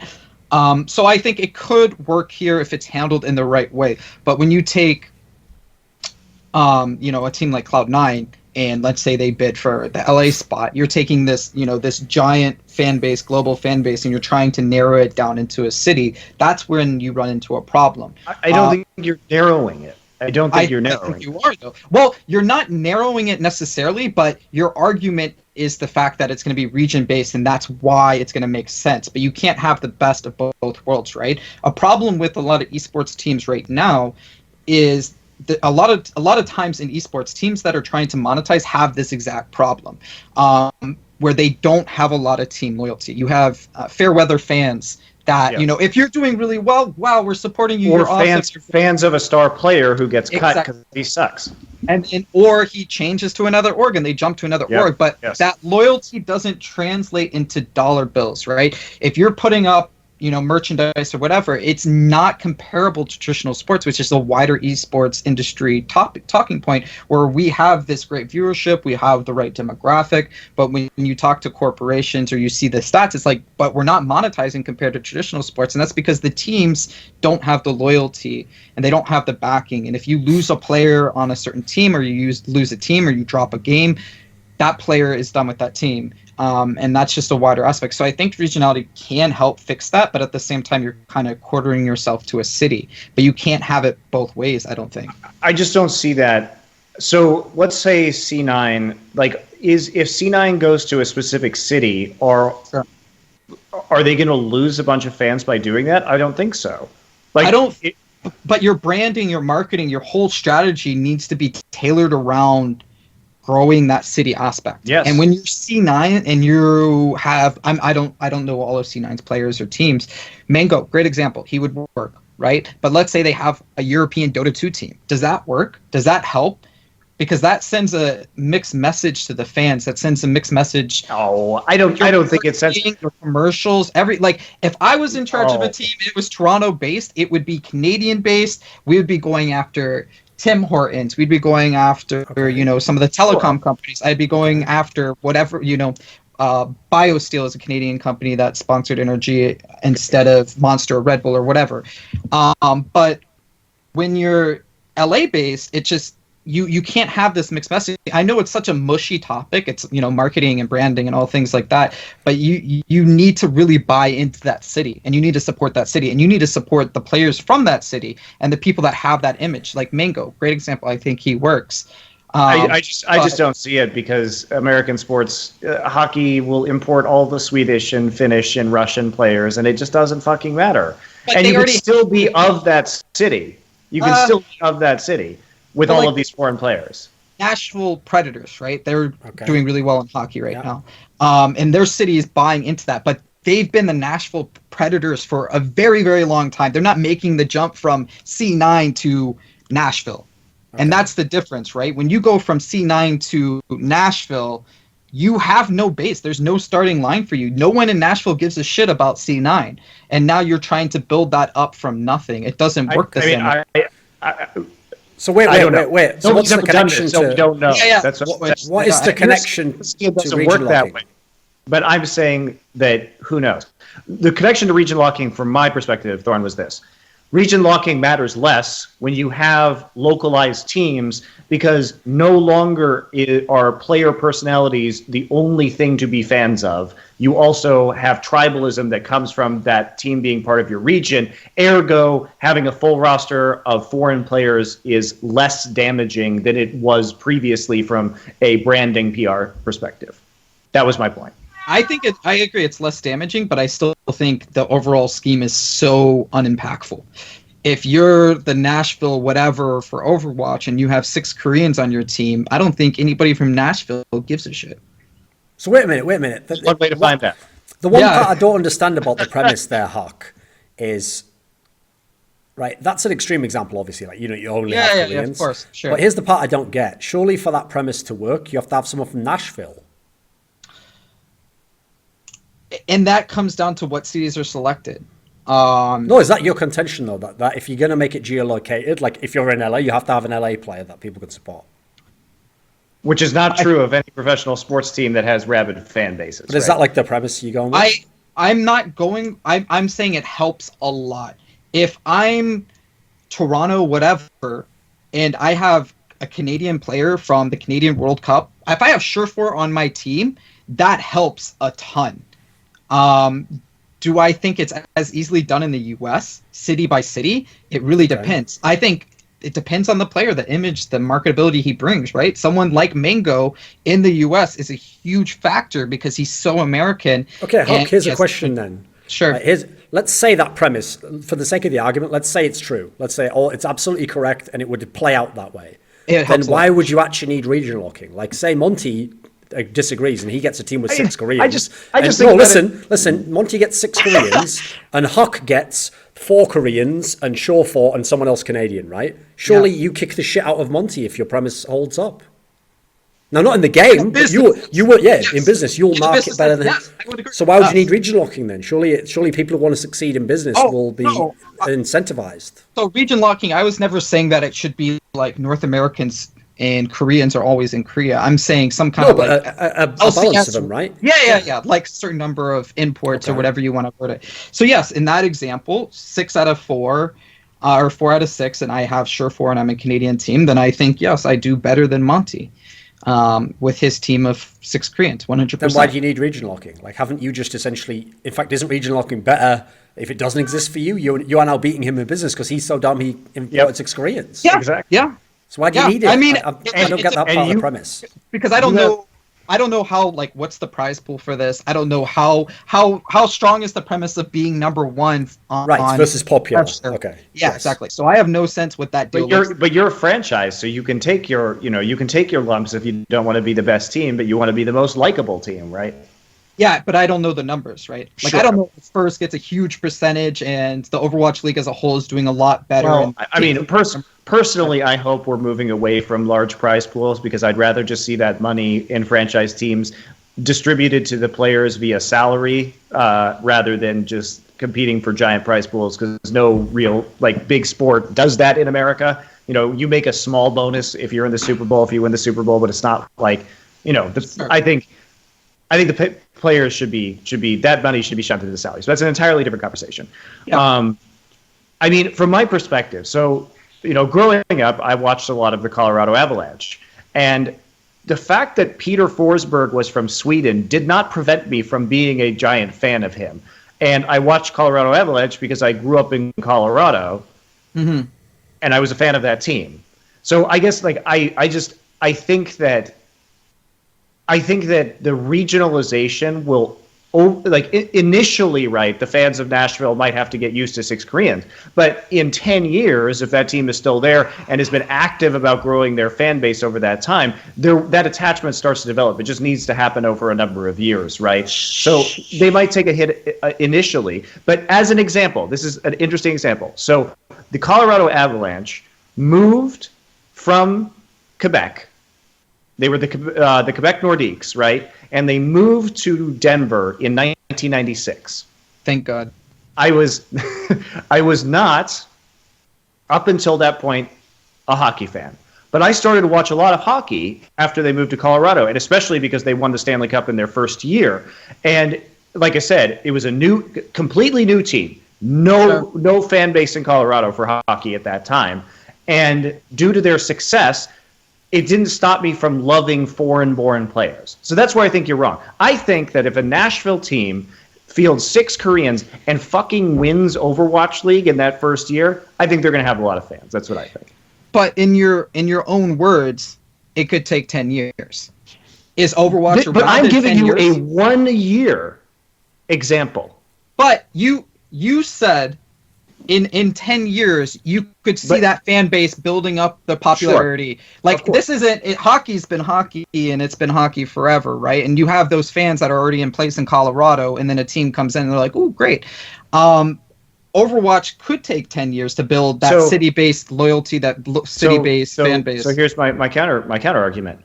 You have a bunch of esports fans, maybe not specifically Overwatch, but people who watch a lot of esports, who are sitting in these cities, and as soon as a team shows up there, and because Overwatch is going to be the first, well, maybe LPL in China will be for League, but Overwatch in the States and in the West is going to be the first team to introduce that localization.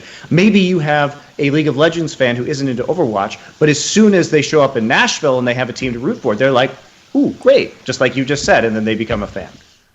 Like, how do you know that isn't going to happen?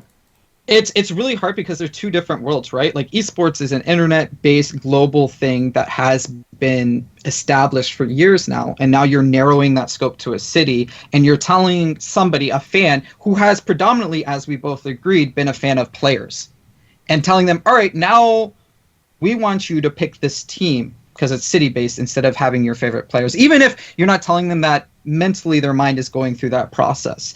And I think you're going to meet a lot more challenge with that thought process as an individual fan than you are in a traditional sports where you're a hockey fan and a team moves to your city and you're like, "Oh shit, hockey," right? It's but I'm giving you the exact opposite. I was not a hockey fan. Right? That's what I'm telling you. Yeah, but do you think 40-year-old dad is gonna be not an esports fan and then all of a sudden he moves over? No, but I think a 10-year-old kid like me might be. You know, like I was at the time. I don't know. I think it's completely different. All the variables are completely different. You're not taking something that, you know, a hockey game. When you're a kid and you go outside and you play hockey, you're playing with your neighborhood friends.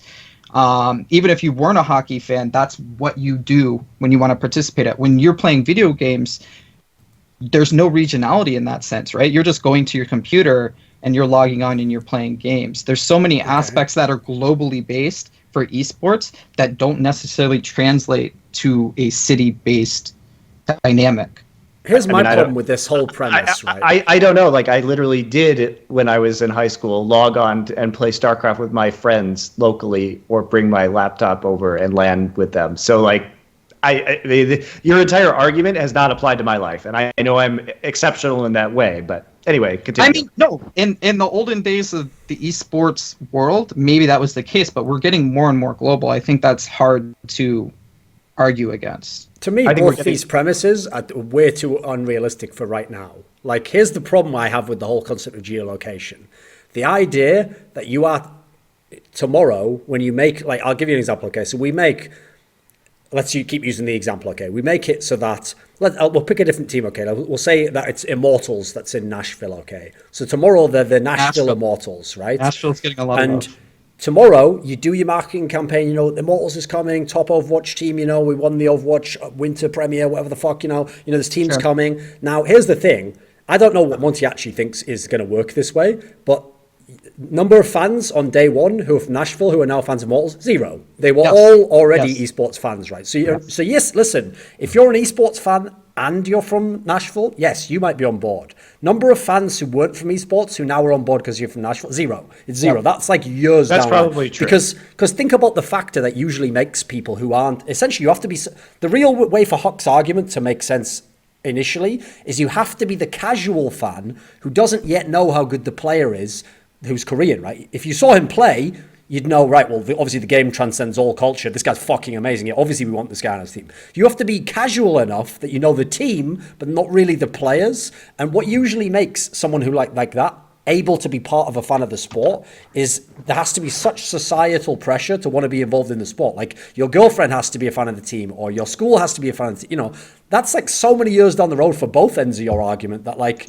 yes, I don't even know if that has to matter in Overwatch League, you know, because the point is, if there were enough fans who actually knew the game, then listen, like it doesn't matter, HuK, that Grim Reality is from the United States. If they actually like Overwatch and they know what you can do on a DPS champion, and I say, oh, I've got Flower instead, and I put him in the game, tomorrow they're like, yeah, who the fuck, Grim who? Flower's my player, yay, like Immortals, you know. It depends though. Like, I think the Sure4 Canadian Toronto-based thing has weight. I think if you're a German-based team and you have Internet HuK on your team, that holds weight. I think if you're the Miami Misfits, yeah, it just depends case by case. So I think it works, but it doesn't work in a necessarily Nashville example.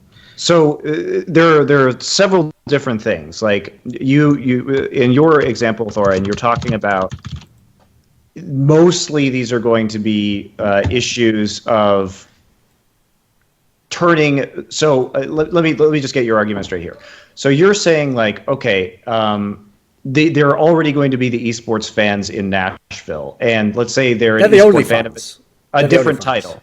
Okay, so your argument is like, let's say they're a TSM fan in League of Legends, but they don't watch Overwatch. But no, I wouldn't even go that far. Here's what I'd say. At the moment, when you start tomorrow in Nashville, the only fans are Overwatch fans. Now, yeah, they might not be fans of Immortals yet, so maybe they go, I'm an Overwatch fan, right? I'm on board with Immortals because they're from my town. I could see that. I can do that jump, okay? I'll give you that jump. The problem is, even then to get other esports fans in your team, okay, maybe some are like, oh, well, there's a team, I am into esports. Maybe I think there are going to be people like you'll that. have 0 casual fans. There will be no fan who is outside esports. No, actually, I really disagree with that. I really disagree with that premise because you gave the example yourself. So you moved to Denver. You were in Denver, right? And the team moved there. Now, you hadn't never heard of hockey, Monty. You knew the concept of hockey existed. I'm sure other people in the town were excited. I'm sure you have friends who are hockey fans. If you'd known nothing about it, odds are you'd never find out about that game. Why would you? But let's just say, for example, because we know that there's a player base of over 30 million for Overwatch, there are casual Overwatch players that would get into esports because they had a local team. Yeah, but if you spread 30 million over the world, you don't get very many in geolocations. But, you know? but I'm just saying there are seeds there, and I do think there are people who will become more hardcore esports fans as a result of this. And I don't really see the downside, because if you're a Sure4 fan, you're going to continue to be a Sure4 fan. Okay, I agree there's not a downside. But to me, it's just that it takes so long to get to the point where you've got the other people who aren't esports fans in, you know. And that's going to be up. That's why I think that having these professional sports organizations who are out there and who know how to grow fan bases on a local level is an important factor in localization for esports. Because these people are experts at doing that. They're experts at engaging their local fan base. So we don't really know what they can do and what they can't do. That's never happened before in esports. We've never had people who are fucking good at that get involved. No, but here's another factor why I also think it's 10 years. I would say 10 years is a pretty good number, by the way, because I think, first of all... Yes, I do think it's going to take time, but that allows the league to grow. But the second factor that I think is the key 10-year one is the one that everyone... Like, here's the thing. I'll put it like this. I'm not on board with the notion that no matter how well you present esports, you can convince people who don't follow esports to get involved. Here's the principle that gets everyone involved in esports. It's the same reason why, nowadays, tons of people play games. It's because now there's people playing games whose dad played games. So he doesn't mind you playing games. He maybe even supports you. The point is, in 10 years, there'll be people like that who are the 45-year-old guy who watched LCS. Yeah. You know, that's think- the principle for me, how you convince me. Essentially, you don't create fans. They just were there and they grew because they got older, you know? And they had kids, and then they're watching them with their kids or whatever. Yeah, That's the solution to me to solve the problem. Yeah, sure. It's just very slow. I think, yeah, I agree with that. For me, when I was in high school, as I'm 28 years old now, I was a closeted gamer. I liked playing football and whatever, and I was like, it's a weird term, right? But now with the younger kids I know that are 16, 17, 18, playing games is more socially acceptable, and it's going to keep being that way. I think a big point of the regionality, just to bring it back one step, is going to be rivalries in general. I think when you look at KT versus SKT, both those things, both South Korean or Samsung, whatever, there's some sort of rivalry. And when you look at my example, whether it's, Toronto, it's not just Toronto, it's Canada. It's all of Canadians will be cheering for that team. But if you have 6 US-based cities, it's going to be a lot of building the rivalries up as much as it will be the local fan bases. Because for my day, it was TL versus EG when, double lift switch teams. That was a huge moment between that rivalry, even though it died down. But if you just have, let's say we have Nashville, New York, Miami, LA, I don't see those cities really having rivalries, at least from the get-go. HuK, how about this then? Would you prefer an approach where, to start out with, for example, it's just countries? So it's the US as a franchise, and everyone who's an NA fan hops on with the US or Canada, whichever they get, and then Korea has and you'd start out very, very broad, and you'd kind of pool everyone in. I think that would work better. I mean, I think there was a lot more hype example from the World Cup. I think the World Cup was one of the best events, if not the best event so far in Overwatch. And I think a lot of people rallied behind their countries, their teams, based on that premise. I don't think esports or Overwatch are at the point where you can narrow it down to cities necessarily, or certain cities. Maybe it's East Coast versus West Coast, which is always something that's been very popular in esports in general for the US. Okay, yeah, true, yes. Hopefully it doesn't end like that. No, I don't want to see it end like that. But the US is big enough where it could sustain that. But having maybe 6 cities in the US, and one's Nashville, one's Miami, one's New York, one's LA, I don't see the rivalry between those cities, but I definitely see, Canada versus US versus a European team versus Korea versus whatever, South America maybe. I see the rivalries building up there. I see the fans supporting their teams, getting behind them, booing, cheering, whatever it might be. And I think that's kind of more of a starting point in my eyes. What if, because we've been talking about the possibility of Overwatch League being one global league. Mm-hmm. So we're presuming that you're constantly seeing international competition. Don't you think that you sort of hit both of those by having U.S. teams continuously competing against Chinese and Korean and European teams, and that the fan base can rally both around the national team, like the team because they're from the U.S., even if they're the Nashville team playing the Shanghai team. The double national, the Nashville team and the Nashville team. Get all the fans. But you basically double down. You get both the patriotism from the country as well as the local fan base at the same time. Yeah, but then I always see the country ones doing better, right? The Chinese team versus the Korean team is going to be a lot bigger than the 2 U.S. teams playing each other. No. I'm saying that if you had a Shanghai team and a Beijing team and a Nashville team and a New York team all in the same league when they played each other, don't you think that people would bandwagon pretty hard nationally, and you'd also still have that regionalization? Yeah, but then what if there's one Canadian team and one South Korean team? Those teams are going to fare a lot better because they're going to soak up the whole country's populace instead of splitting it. But that's the entire thing why people want bigger media markets for any sport, right? That's just the same problem that you have whether you're a St. Louis team or a Los Angeles team. It's just on a larger scale. Okay. Yeah, but I mean, then you're just running into a lot of problems, right? Because for me, a Toronto-based team is going to do a lot better on a business standpoint than that, LA, maybe not an LA team just because of how big California is in esports, but another city in America. Okay. Because every time Canada plays any match, they have all of Canada behind them, or all of China or Korea, right? But when you're the US and maybe there's 3 or 4 cities in the US, half of your matches all of a sudden aren't that big of rivalries. Okay, right, I think we get the premise. So we'll now move on to a new section called "Not Anything to Do with the Overwatch League or Geolocation." Catchy segment, I know. So the next segment, okay, I actually want to get your take on this. One of the aspects where I released this video recently that I hinted at before, where I got all the inside info on TSM's Overwatch venture, where they recently had this core that they signed, and then they were trialing players for literally months on end, and then even when they found players that they thought were good, as in internally in the team, they wouldn't get signed by the management, and then eventually at the end they just dropped it all. Now, whether you really cared about the minutiae of all that, okay, was based on whether you were an NA fan or whether you really cared about TSM, But I think the part that everyone could enjoy was where, I even put it straight in the description box, man. You didn't even have to watch the video. I just released the list of all the players that they trialed, and the list is unreal, isn't it? Like, it's actually staggering that even a team like TSM had that much access to talent. Why don't you read the list? Why don't you read the list? There was a lot of bonkers names on there. Like, I'll look it up now, but off the top of my head, I can already tell you there was Rib, there was Line Pro, there was Effect, there was No Name, there was Awesome Guy. I'll find the other ones. There was a lot of big name players. I think Skipjack was on there. Let me think, who else was there? Did you say of course he was? Who was? Monte, Skipjack, Skipjack was everywhere, mate. He was just... That's what I was getting at. He was going hard. So there was also, let's see, there was Enigma, there was Crew, there was... Let's see, who else have we got here? Too Easy. Shitload of people. Zapre. There was a million people that you've heard of, basically. There was Pooks. What's funny is, another detail I was able to drop was that this is how mental this is. Think about this, HuK. There were literally players who were never going to be joining TSM, who were actually contracted to other teams, playing under Smurf accounts in scrims with this team. Like, that alone is like, what even is going on in this fucking organization that's a thing? That's mental, isn't it?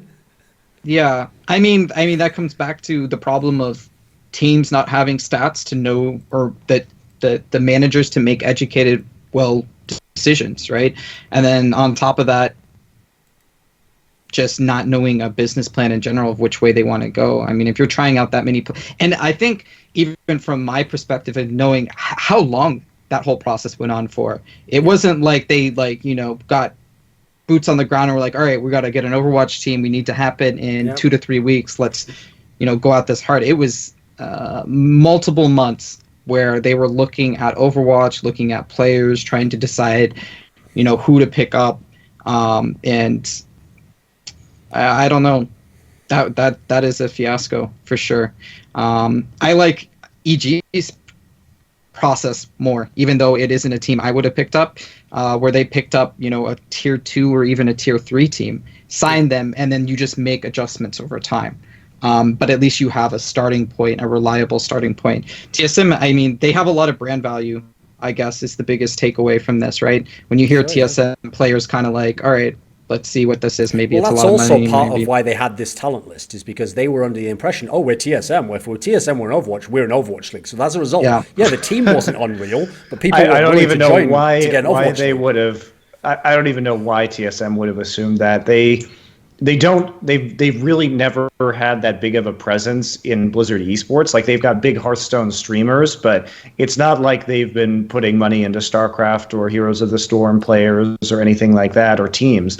And also, it was pretty clear, I think, from the announcement of a bidding process for Overwatch League that a team without significant investment capital was not going to be able to afford to be in this league. Okay. So I guess I'm a little pissed at them, because they should have known better in a lot of ways. And if they wanted to be part of this world, they needed to take on investment. And I don't blame, the management from TSM for not wanting to take investment, because literally the way that they can get the most money for their brand is to get franchised into, as we were discussing earlier, NALCS, and then sell that equity, right? Because that increases the value so much. Well, this is a point I actually made in my interview. Forever. Yeah, this is one of the points I made in my interview with Steve Arnett that I said is coming out. I basically said to him, in a weird way, it's kind of a bit unfair for you. Like, you've already leveraged your team and got the equity and had to give some of it away. Whereas if CLG just gets the money and becomes a team tomorrow, they gave up less, and you're both in the franchise system, but you've had to sell more. But the advantage that TL has is maybe they have the necessary funding to be part of both LCS franchising and could be. Watch. Right. Liquid definitely Liquid has so much money, to be clear. Yeah, so much money. Yeah. And because maybe even they sold at a lower price, perhaps they feel like they got a better partner because they were willing to sell earlier, and they could, they could pick out of all the people who want to be in esports right now. Maybe they have a great, relationship with Peter Guber, and maybe that was worth taking less money for over the next 20 years. We can't know these things. There's ups and downs to all of it. But the point that I'm making is, if you're TSM, that's fine if you want to wait, but don't go fucking around with Overwatch when it's very clear that you're not really financially able to be a part of this process, and start fucking around with the players. I don't like the players part. I don't mind them from a business perspective, because it could have been like, hey, let's pick up a team. There's a lot of talk, there's a lot of hype around VCs wanting to hear about Overwatch League. So let's pick up a good team so that when we do talk to people, we can present like, oh, we have an Overwatch team. We're looking for the money for the bid. But the point is that what their strategy is already, which is NA franchising. Franchising for NA LCS is going to happen after Overwatch League franchising. There's no way that they could have had their cake and eaten it too. You mean be in both leagues? No, they could have been in both leagues if they sold earlier or raised capital, right? Mm-hmm. But they can't, without raising capital, they cannot exist in both LCS franchising and Overwatch League franchising. There's another point, though. Okay, here's an aspect that we haven't brought up. So here's another problem that no one's bringing up with the existence of both leagues. There are teams who will try and be in both.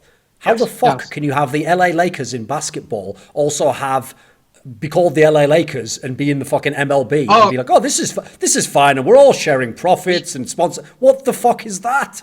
So for Toronto, is that not a problem for anyone?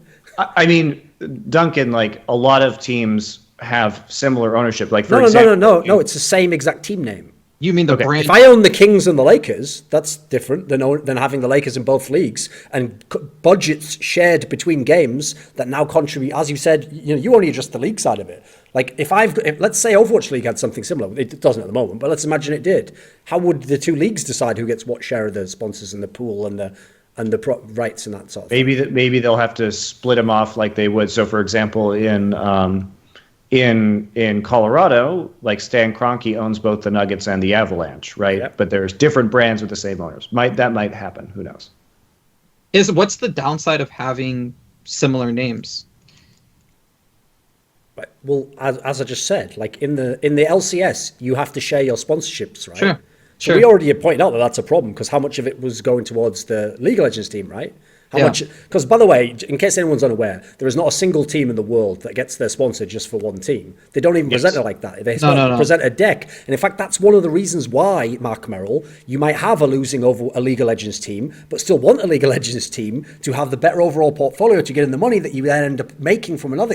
You balance it out like that, and then you make yourself a huge org. You can't be in no good games and making money off every game, So here's the part that doesn't make sense to me. Not only is there a conflict in as much as if you had any kind of contingent factor, like we have to share something, well, how do you decide which one goes to which game? And secondly, here's another one. So it only works to be in both leagues if the person who raises the money gives you the money for both leagues. What about if what if TSM raised the money and they used that to get an Overwatch League, but then they were just franchised in LCS without using the raised money? I was a little confused there at the end. Right, I take $3 million in, and I spend it on my Overwatch League team. Yeah. But in League of Legends, I just got into League of Legends without using the $3 million you gave me. Yeah. So, I mean, it comes down to percentages, or you can, like, create a holding company or separate the entities. But as far as I know, no one's doing any of this stuff, though. No, it's very confusing. And because it's very muddy, the best solution might be just to have different brands at the end of the day. Yeah, I think that would be the obvious solution, right? But that's like kind of putting the cart in front of the horse, where this has already been a problem for a long time. Also, this really underscores the problem that these developers own all of these leagues instead of us having an independent body that could decide these things for multiple games, right? So as long as the IP shit exists, we're still going to be in this quagmire. It comes down to, like, most comparable traditional sports to FIFA, and we all know FIFA is probably one of the worst leagues in the world, who do the most fucked up, corrupt shit. And developers are going to have even more power at the end of the day, where they can basically just make you stop playing a sport or ban you from a sport. So, yeah. I feel like this was definitely an Esports Salon episode more than anything else. I have to agree with Monty on that. Yeah, because guess what? Esports Salon is about the industry. People have to actually watch the fucking games and the matches for me to have an oversight episode. I'm Listen, and by the way, that's thrown around to everyone equally on this episode. So let's get back into the competitive side of Overwatch again. Another question for you, okay? So recently, team you are very familiar with, HuK, Fnatic, also released their Overwatch squad. So before we get into that aspect, I want to ask you this. What was Fnatic at their best? Like, what were they good as a team? What did you think of them as an Overwatch team, like in terms of how they stacked up, etc.? What were they like when they had their best squad? Like, was the best squad, for example, the one that had IDQD, do you think? Or was it the more recent one? No, I definitely think it was the IDDQD, Buds, Reaper, Spitting, very similar to the little incident I had with ZP. Yeah. It's all about Buds, mate. Yeah. I mean, I think Buds is good. How did that one play out in the end, by the way? Who do you think was the better in the end, Buds or IDQD? They both kind of fell off, I would say. It's true, yeah. It's hard to say. I mean, Bud stayed on the team, so at least I had that one for him. Small victory. The other one's on an RG. Yeah, I think he wins. Yeah, you're right. Buds wins that one. So overall, I think. I mean, for me, they were always a team that seemed really well coordinated. Mechanically, I never thought they had players that were better than other teams, but they always seemed way more coordinated. It seemed like they had their shit together. They were more prepared for sure. They had like a strategy, a plan. They're doing hero switches at the right time. They're switching out on 2CP. They're adjusting better. And I think that comes once again, I hate to keep saying the same thing, support staff, where they had, maybe not the greatest coach in the world, but coaches earlier than some other orgs had coaches. I mean, look at Envious. They just picked up a coach, somewhat recently, even though they were one of the better teams in the world. So for me, they were always that team, but still surprising move since they just raised money. But so here's the funny thing, though.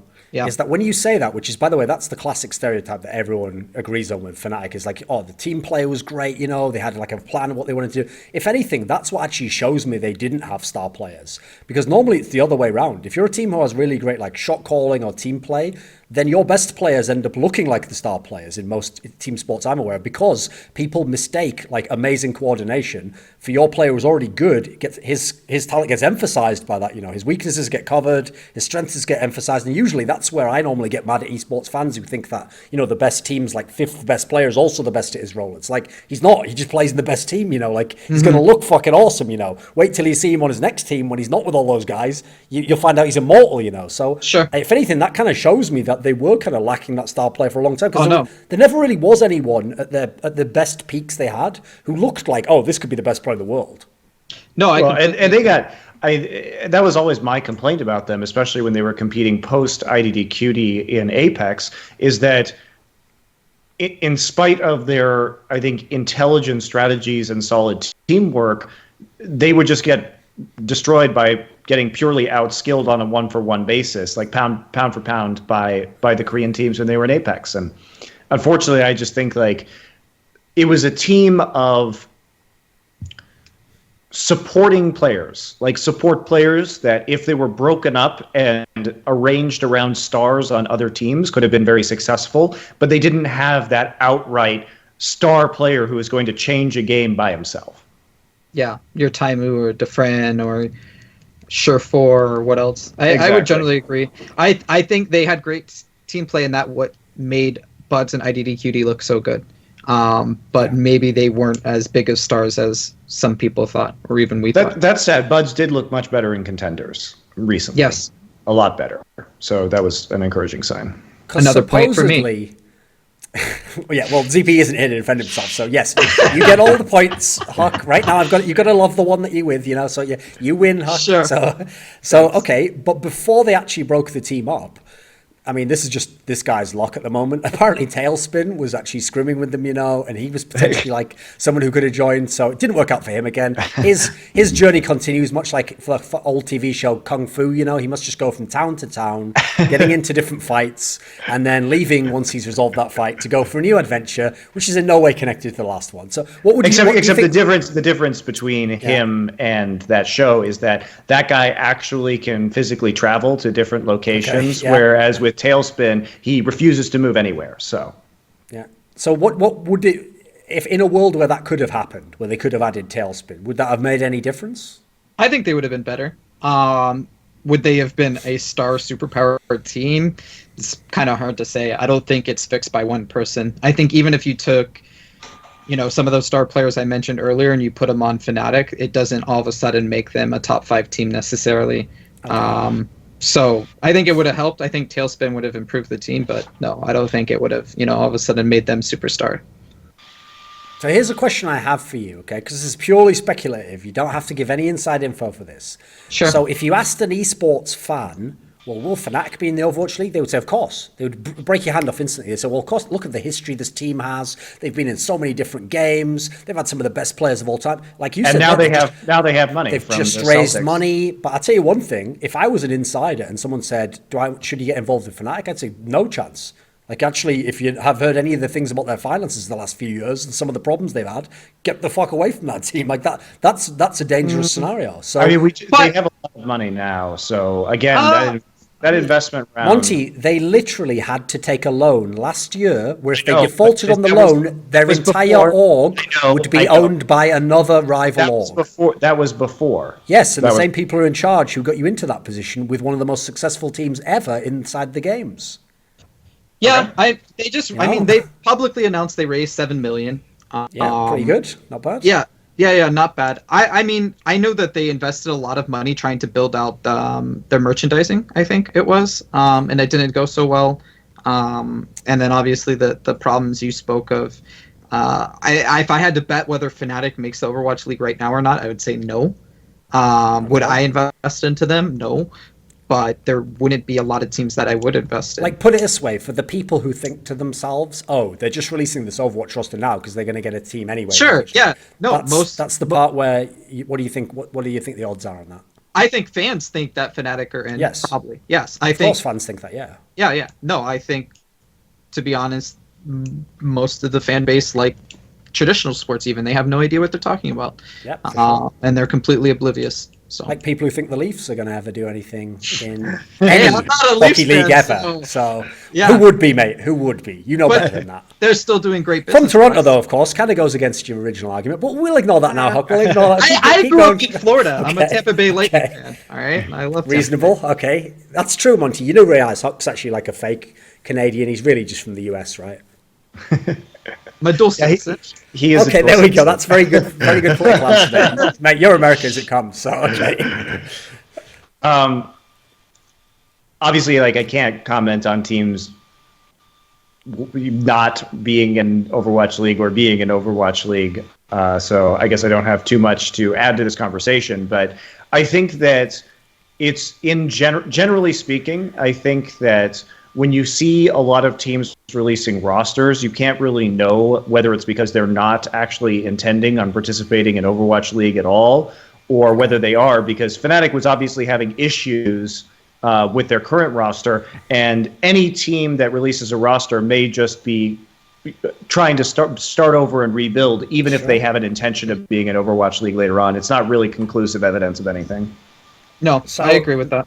Moving into discussion about the meta. Oh, don't worry.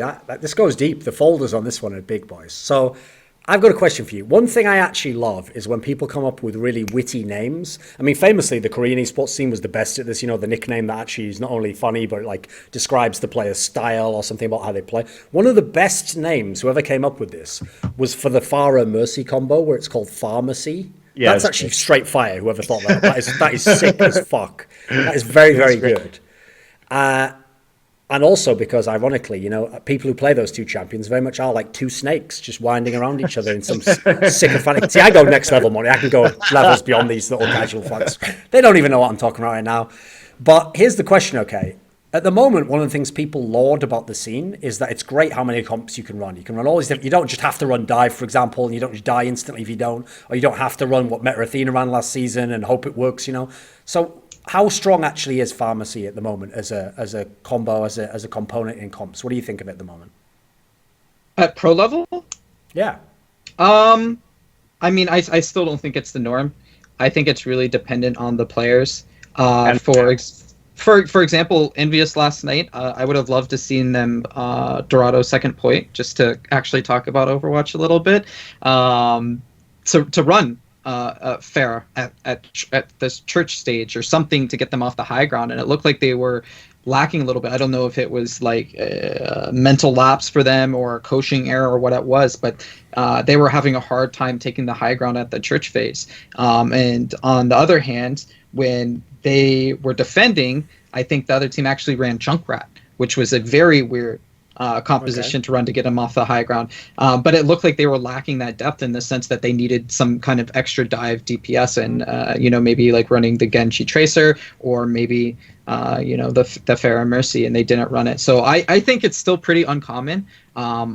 I rarely see it at the highest level. What you determine the highest level is kind of up to you. But I think there is still a lot of potential. I mean, even on Team Canada for the World Cup, we have Mangachu, who is widely known as being a very good Pharah. And I think. What do you think are the conditions? Oh, well, obviously, Showfall is a very good Pharah. So, what do you think are the conditions though that you need to run? Like, for example, do you need, as you were kind of outlining there, do you have to have amazing players on those particular heroes?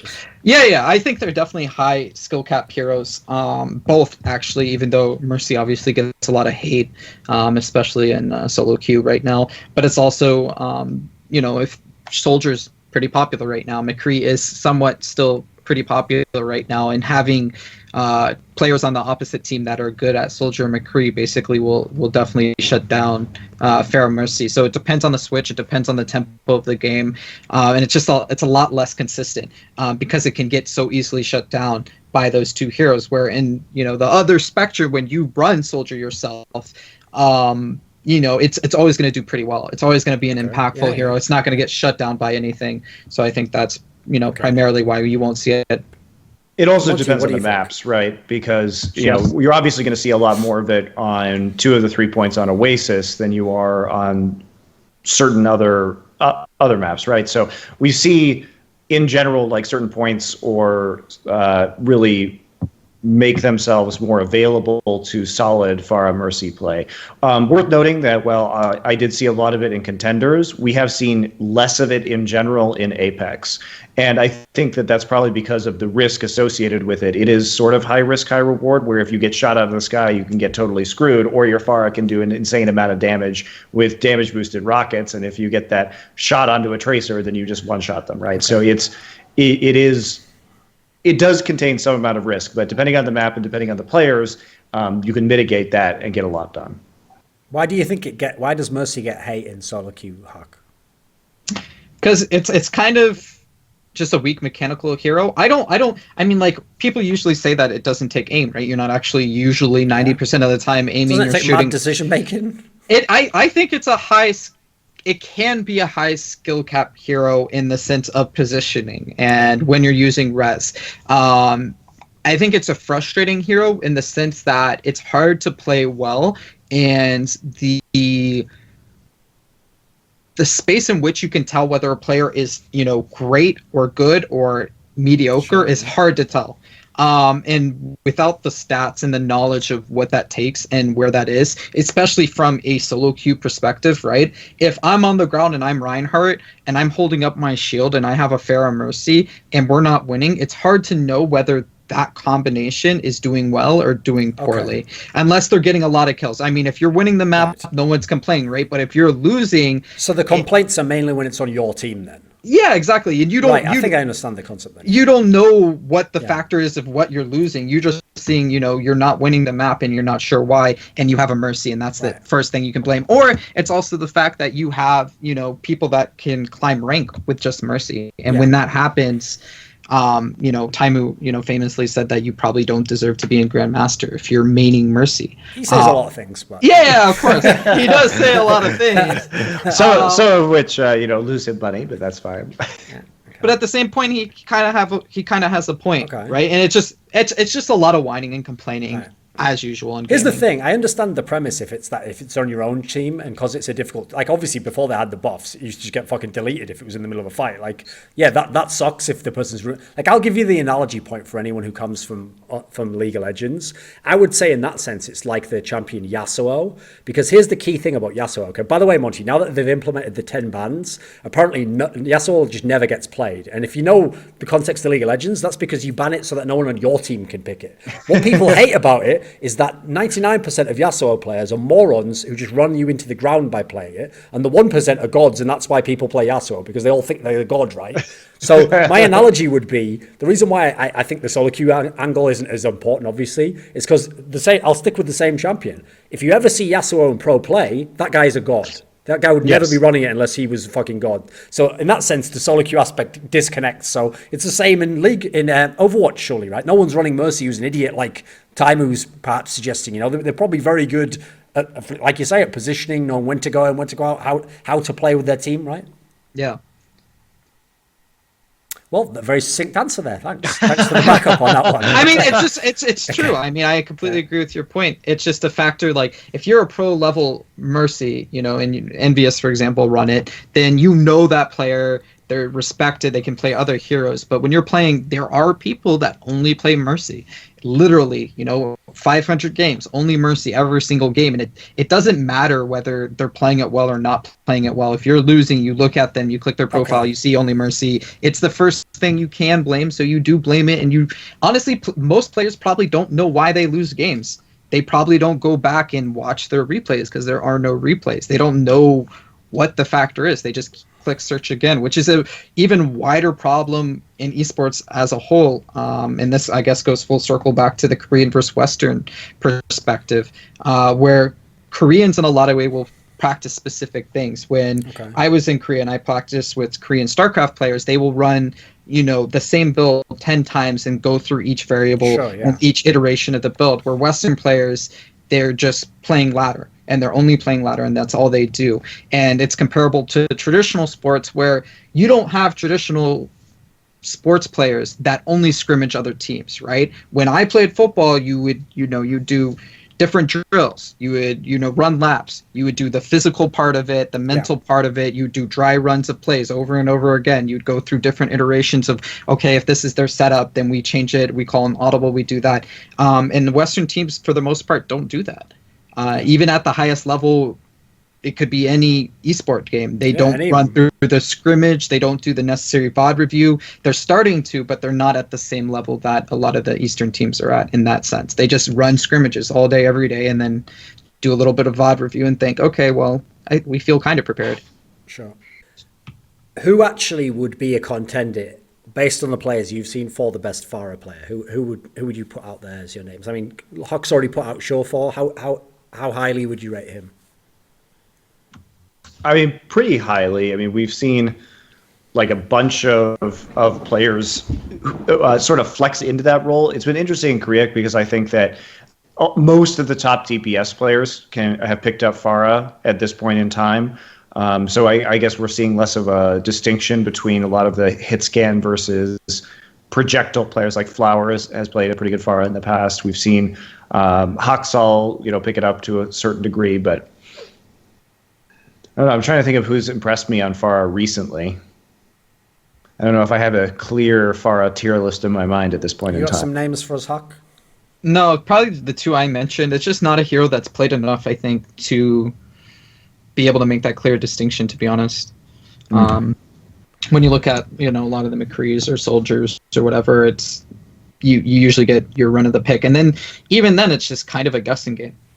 Like, I hate to go back to the same point, but stats. You mean because you're just using the eye test, basically? Yeah, it's basically eye test. And the problem with the eye test with a lot of these, ranking players by different hero usage is that obviously the camera isn't always on them. So maybe you just see it in the kill feed. We don't have replays to go back and check and see how that kill was executed.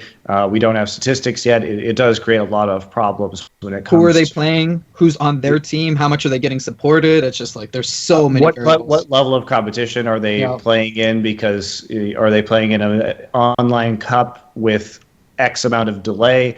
Like, how good is Shadowburn really when he's playing from Russia and he's doing all this stuff on Genji, and we only occasionally get to see him in low ping environments? It's a very hard comparison at the moment. Yep, I would agree. But it will change soon, so that's nice. Soon TM for Blizzard. Soon TM. Well, always the meme. They are all obviously going to have to iron out many of these problems before Overwatch League begins. Yeah. So I've noticed a lot of the players who run into any kind of scandal or problem in Overwatch, they are all the DPS players, I've noticed. Because, I mean, I think the DPS aspect brings in, you know that lame term that Americans made for FPS games, ego shooter? I feel like that exists in Overwatch because it's all the DPS players who are the fucking problems, mate. So we've had this guy, Defran, who is from Denmark, who plays for Selfless, and he's only going to got himself suspended, Monty, from just playing publicly in Season 5 and for Season 0 and Season 1 of Contenders.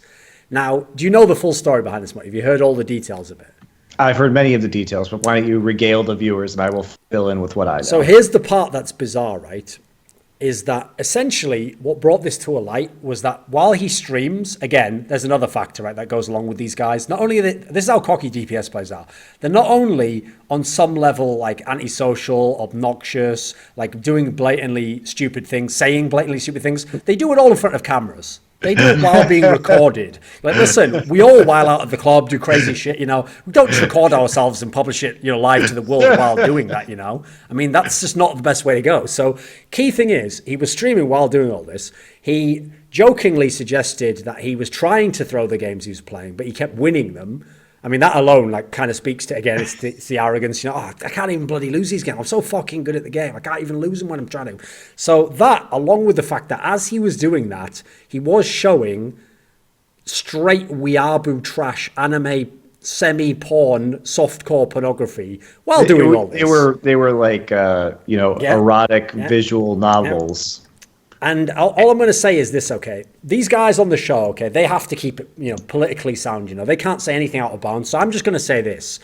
I heard the guy's voice and the way he laughed. That guy couldn't see the wood for the trees. Do you see what I'm saying there, fans? If you understand me, then you might know what was going on. Because that's all I'm going to say. I'm just going to say, I don't even know, by the way. I'm just guessing.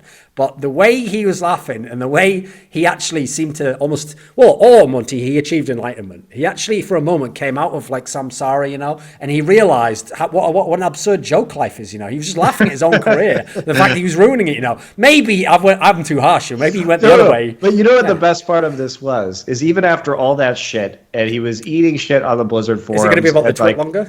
Yes. Yeah. It's fantastic. Even then. Yeah. I love that, yeah. After he had spoken to the manager and owner of his team, he decided to make a twit longer where the first line is, I honestly do not give a shit what happens to me and my fucking career. You can all go fuck yourselves. Bold opening, bold. I mean, if you're going to start a speech that way, it's going straight fire. So, but then he says, but I am starting to realize my actions may be affecting my org teammates and their career. Okay. So the funniest shit about this is, like, normally I'm pretty against suspending players, right? Yeah. Especially for behavior in solo queue, because I tend to be of the persuasion that if a highly competitive person, which are the people who are crazy enough to grind this game to be the best, you have to have a certain amount of inner fire in order to get there, which tends to come out in insulting people in practice who are sucking. And, you know, that's just who is attracted to being a professional player of any sport, right? You have to have like that insane drive. And when other people are ruining your practice, or even if they just suck and you feel they're ruining your practice, even though it's not their fault, you know, calling somebody names or cursing at them, that's just going to happen, right? And unlike professional athletes, every second of their practice is recorded.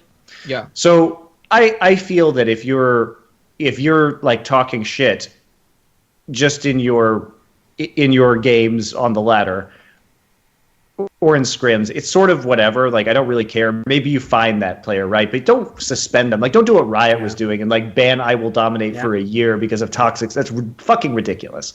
Sure. But I will say that if you are Defran and you are choosing to stream your practice where you are trolling, playing softcore porn games, and encouraging your viewers to go also troll and calling yourself Overwatch ISIS. And then when you're done, you say you don't give a fuck about your career. I believe him on that part. Fuck That's the yourself. part I believe him on, Monty. I do believe him on that part. As you said, you listed it all off there. Each one of them alone is pretty bad. I think that all of these things combined make it so I agree with the punishment. And what I will say is, like, I'm glad they didn't ban him from Overwatch League, because so hopefully, for sure, this is sort of a warning shot across the bow to him, but he does have time to reflect on his behavior, and it's not banning him from being in Overwatch League itself, merely showing his stuff to contenders. And obviously, if anybody takes him at this point, it's going to come with you literally know that this guy says he doesn't give a shit about what happens to him in his fucking career, which made it even funnier, because at that point, Blizzard could have banned him for life, and he said he didn't care about his career, so this doesn't matter. I don't know, there's obviously some. Again, I tend to sympathize a little bit, but when you do 8 hours of this, and when you know it's blowing up, and then you respond in this way, this was so much worse than most player incidents on basically every level. Yeah. What do you think, HuK? I mean, I think the punishment is just. I'm glad that there is a line. We're kind of this is. I mean, this is the first punishment in Overwatch that has been substantial. I mean, Taimu has had his things, but I think this one is obviously more substantial. So I like that there's a premise, and there's a premise that I agree upon, because obviously anything now coming after it is going to be judged on this, right? If there's another incident, how close was it to this, and how close was the punishment in comparison? I think they did go overboard here. I think it was very. And because I agree upon that, I hope that that's going to keep going under this trend. For him as a person and player, I don't know. I don't mind. I like edgy individuals. I hate that so much of esports has become, let's be the good guys. Let's, be super pure. For that garbage, man. They're the biggest offender by far. Yeah. But so I'm happy that he's taking this route. It's definitely not career ending. I think he's gonna, draw a lot of attention to himself from now on. He already did by being one of the best soldiers, at least in the Western scene, in my opinion. So for him in his career, I don't think it's a bad move necessarily in the grand scheme of things. I don't think it's the best either. But obviously, I like edgy people. I mean, here's the obvious solution, right? Is that it's not, for anyone who comes from the Riot world who's thinking, well, yeah, the obvious solution, Thorin, is you just rehabilitate the guy and he just never does or thinks that again. No, that's stupidity, I'm I would just say in that scenario, I can work with PR, I'm not a miracle worker. So we're not going to rehabilitate these guys. He just has to learn how to channel it, He can do it. What's funny is in this scenario, as Monty kind of pointed out, he even could have kept throwing the games. He even could have talked a bit of shit. He even could have said something stupid. He did it all at once and everything else you could do to throw your career, basically. So that's his real problem. What I always tell the people, and this is what I would have told Taimu, is listen, mate, you are actually, there's somewhat half not working in your brain. So the secret is, let that keep going on in your brain. I can't fix that. I'm not fucking miracle worker. Just don't say it as often. Try to limit at least the amount of times that you say these things, because you can still think it's inside your brain, but just don't do it, because then the key thing is, we've seen many examples. I mean, a classic example from League of Legends is Double Lift, where it's not that he stopped talking shit. He just learned talk shit less often and be more selective about how. Because he also used to just do some things that were inexplicable. I mean, one of the best ones ever, Monty, was one time he got in trouble with Riot because he did an interview with Travis, right? And Travis asked him about a champion that I think hadn't even come out. It might have been Draven, I think, before it even came out, right? And all we knew at that point, right, was a vague concept of the abilities and a picture of art. So Double Lift, rather than just say, I don't think the concept is very good or whatever, he just goes, that champion is pure trash and no one will ever play it. It's give us a break here, mate. Give us something we can work with. We can't even spin that into a good opinion. You're actually telling the developer of the game, that something you have never played is terrible. You're putting people off buying it.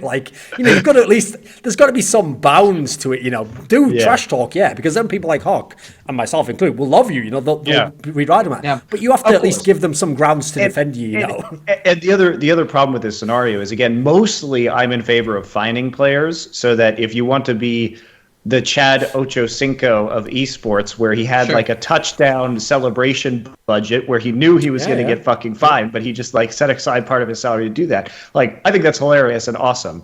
But the problem with DeFran, first off, I do think he should have been suspended, because it wasn't any one of these things. I would have been like, whatever, just fucking find him. Like, who cares? But when you do, basically, like, this was like the nuclear trolling option. Like, he hit every fucking button and to try and explode himself. So I think at that point it went too far and you have to suspend.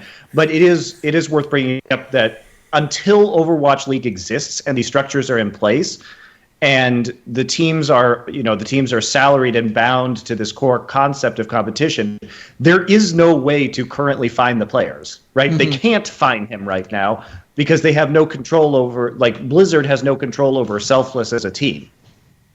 Yeah. So what are you going to do?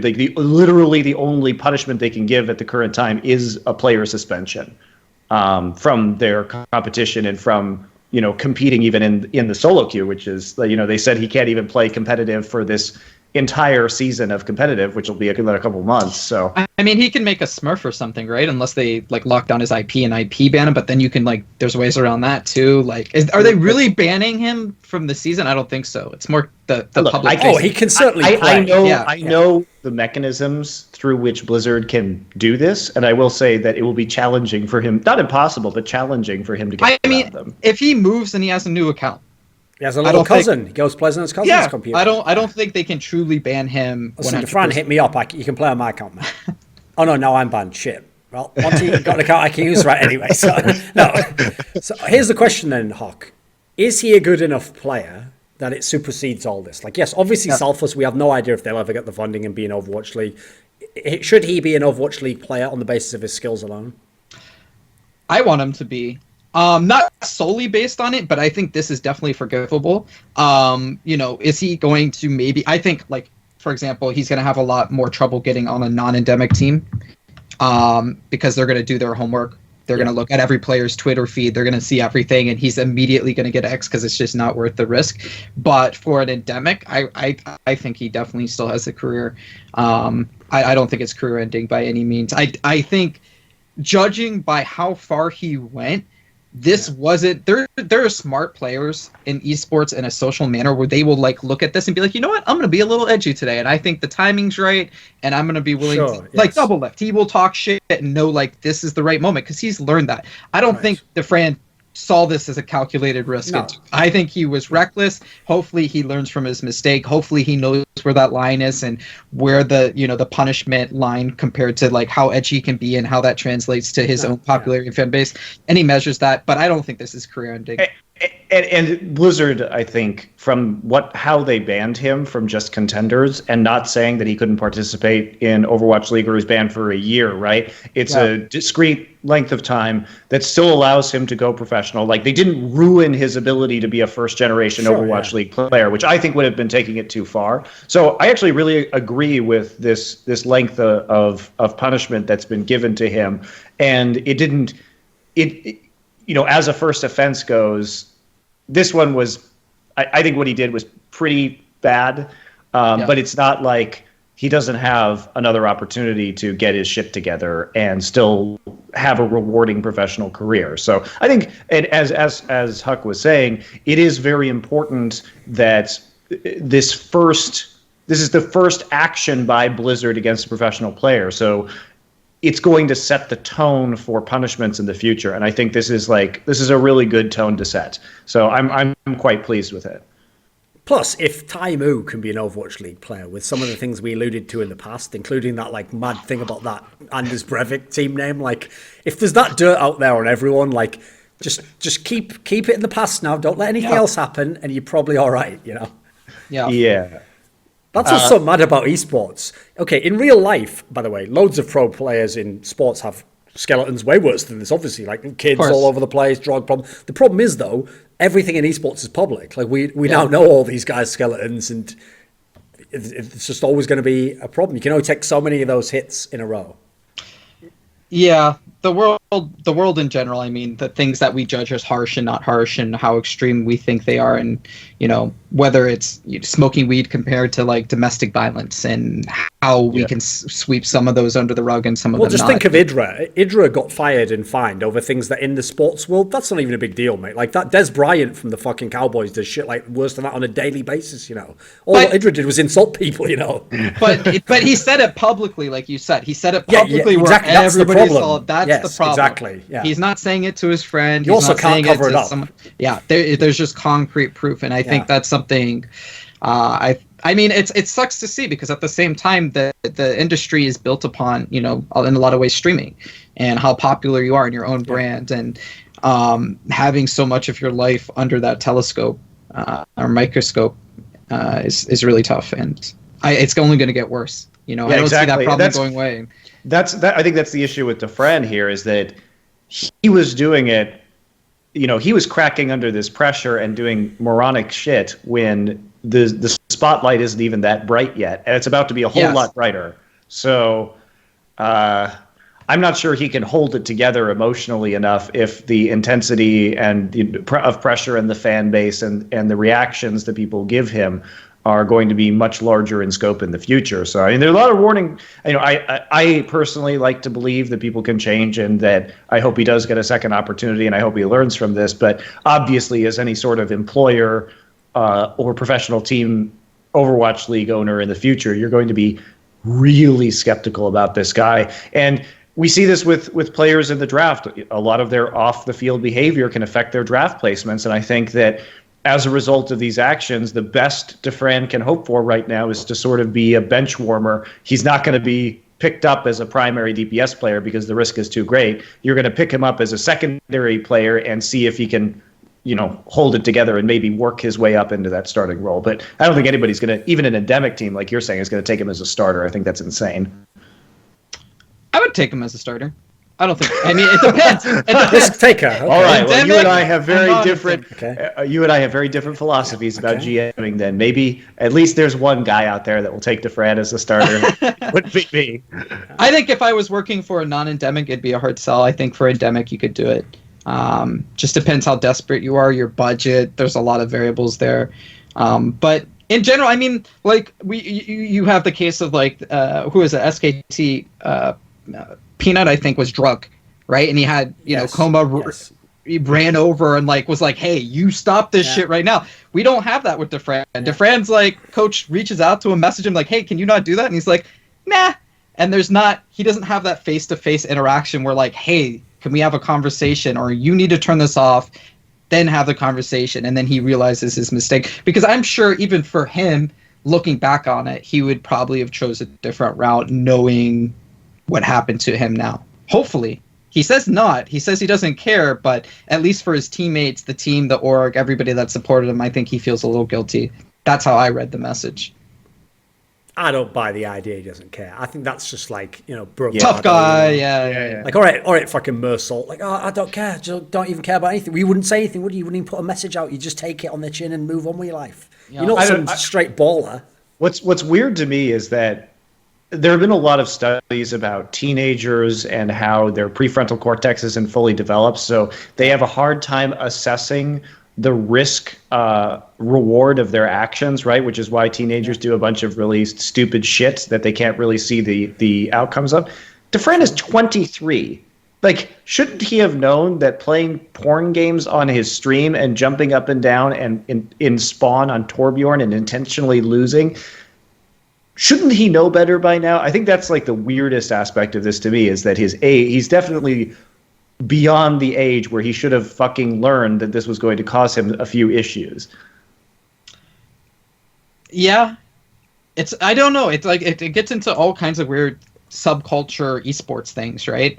I think if you're a sports star, in comparison to where he's at, you have the social grounding to know where this line is a lot more than if you're a guy in front of a computer, grinding it out for the last 15 years. And you're dealing with the internet world compared to the real world, which comes to like a bigger industry problem for all of us. But it's not good. If he's younger, I think you're a little bit you forgive him too, and there's a lot more room to work with, like with what you said. If you're a teenager, you look at it and you're like, okay, he's 16, he probably didn't know better. We could still, he's not fully mature. We can kind of mold him into something that is a little bit better and a little bit more PR front facing, positive.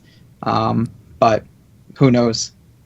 I'm still waiting for Nanawa to change, but that's never going to happen, mate. I also think that there's a great big example. problem.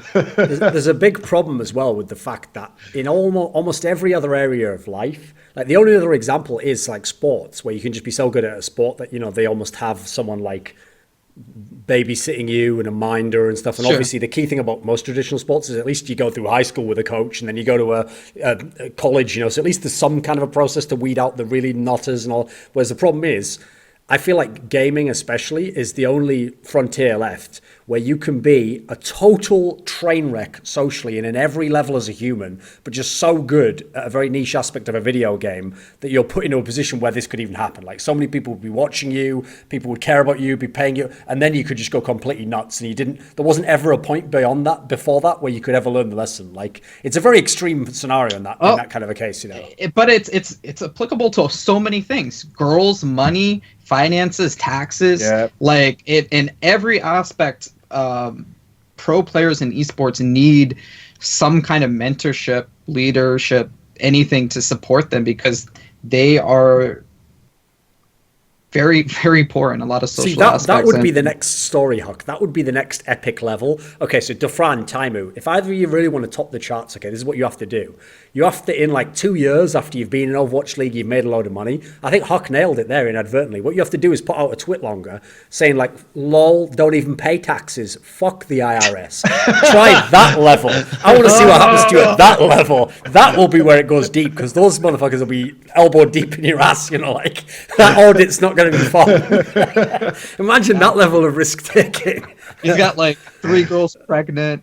Like, do you remember that story? It was Wesley Snipes. He had an entire movie career where he made hundreds of millions of dollars, and then it's only after that he basically came out and said, yeah, don't believe in tax and don't think the Federal Reserve should exist, and they just wrecked him completely. How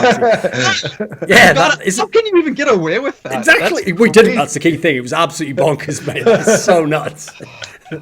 Like, it's the idea he thought he would get away with that. Like, yeah, this will probably be fine. I mean, it's only only the US government and the tax department. Shouldn't you like move all your money into overseas accounts and like leave America before you engage in that level of taunting? Yeah, that's nuts. Crazy. The problem is though, Monty, he thought he could do like the approach that you took with Riot, like, well, ethically and by the rules, this isn't fair. And then they were like, yeah, but we run everything, so we decide what's fair. And he's like, but this is unfair. Like, yeah, we understand your position, but we're gonna fuck you anyway. Like, oh well, that's the end of that then. So, sometimes you go realize life isn't fair on a very fundamental level, It's true, right? It's very true.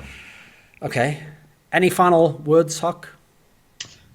Well, I want to talk about your Toronto esports team real quick, because we really haven't gotten into that. And there was a lot of talking about scouting talent and developing rosters. So why don't you talk a little bit about what you're doing with Toronto esports? And obviously you guys performed quite well in the second day of Contenders, which was a bit of a surprise. Sure. So, obviously from the name, we're Toronto-based. I have one other co-founder who is actually a doctor. So we both founded the team. He approached me, I want to say 1.5 years, maybe closer to 2 years ago, with the idea. Obviously, he wasn't a very endemic guy, so that's where I came in, where I'm kind of more endemic. I can help, with whether it's sponsors or players or managers, or just how to structure a team and where to go from that. We're still extremely early stages. It's obvious we don't have a lot of money. It's not like, we have the capital to get into the Overwatch League. Of course, if you have money, we'd love to talk to you. But we've had conversations. It's a lot about having the right partner too. Obviously, you don't want to be some billionaire's play toy and doing every little thing that he wants, and with these different expectations. Otherwise, you become the Washington Redskins, and that's just tragic. Yeah. I've had a lot of interesting conversations, but we're still hopeful. We love our team. We take pride in the fact that we kind of built it up from nothing, right? I think most people, when they look at our team, they don't see a lot of star power, but they're starting to see it, and I'm glad that we got to that point and we started from that lower side, and we're not only bringing fame to the name or to the city, but also to our players that haven't had the exposure that they necessarily deserved, and we take pride in our managers and coaches that helped us get there. So what was your process with assembling this roster? Because you have guys like Onigod, who I was casting in Apex, who was pretty much a dead weight on the Zarya, honestly, in Reunited at the time, but he came out in Contenders and was looking pretty sharp on Tracer. So what was your process with assembling this roster? Because like you said, you're not the most well-funded of orgs, but then at the same time, you also managed to make it into Contenders, while teams like, the X-Rise Nation and NRG couldn't even make it. So spotting talent, early on, spotting talent where you don't necessarily think there is talent. So it'd be, you're shifting through sand to find that diamond or whatever it is. So for Onigod, I think he has an amazing tracer. I think he's a decent to very good flex player as well. Jaru was an amazing pickup for us. I think that was very surprising. I think Jaru's probably our best player by a little bit of a margin. He's super talented, very young, very driven.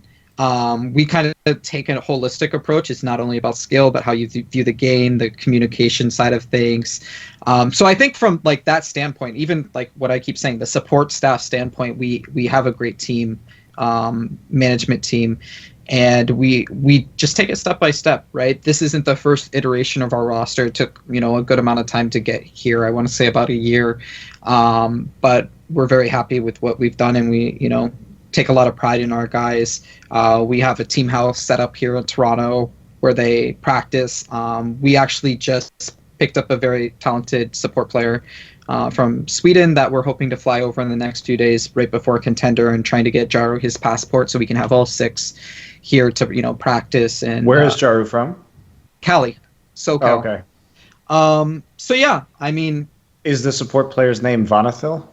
No. He played with us. I want to say it's Luddy. Luddy. Oh, okay. Yeah. So overall, I mean, it was just one step at a time kind of thing, and a lot of hard work, a lot of hours. Shout out to our coach File, analyst Tommy, who've put in a lot of work. And then, I actually played with these guys too 2 weeks ago. I had to fill as a support player at a local LAN. We got second. So not that great. You got second at a local LAN? Yeah, it was. Who got first? It was a university team. Okay. Not good. We didn't have Jaru, and I was on the team. So. Well, ZP beat Tailspin at LAN in TF2. There you go. I heard that. -1. Now I've evened it out there. It wasn't TF2, was it? I think it was Tribes or something. Tribes. Oh, Tribes, you're right, yes. Tribes. Okay. I didn't even know what Tribes was. I don't care.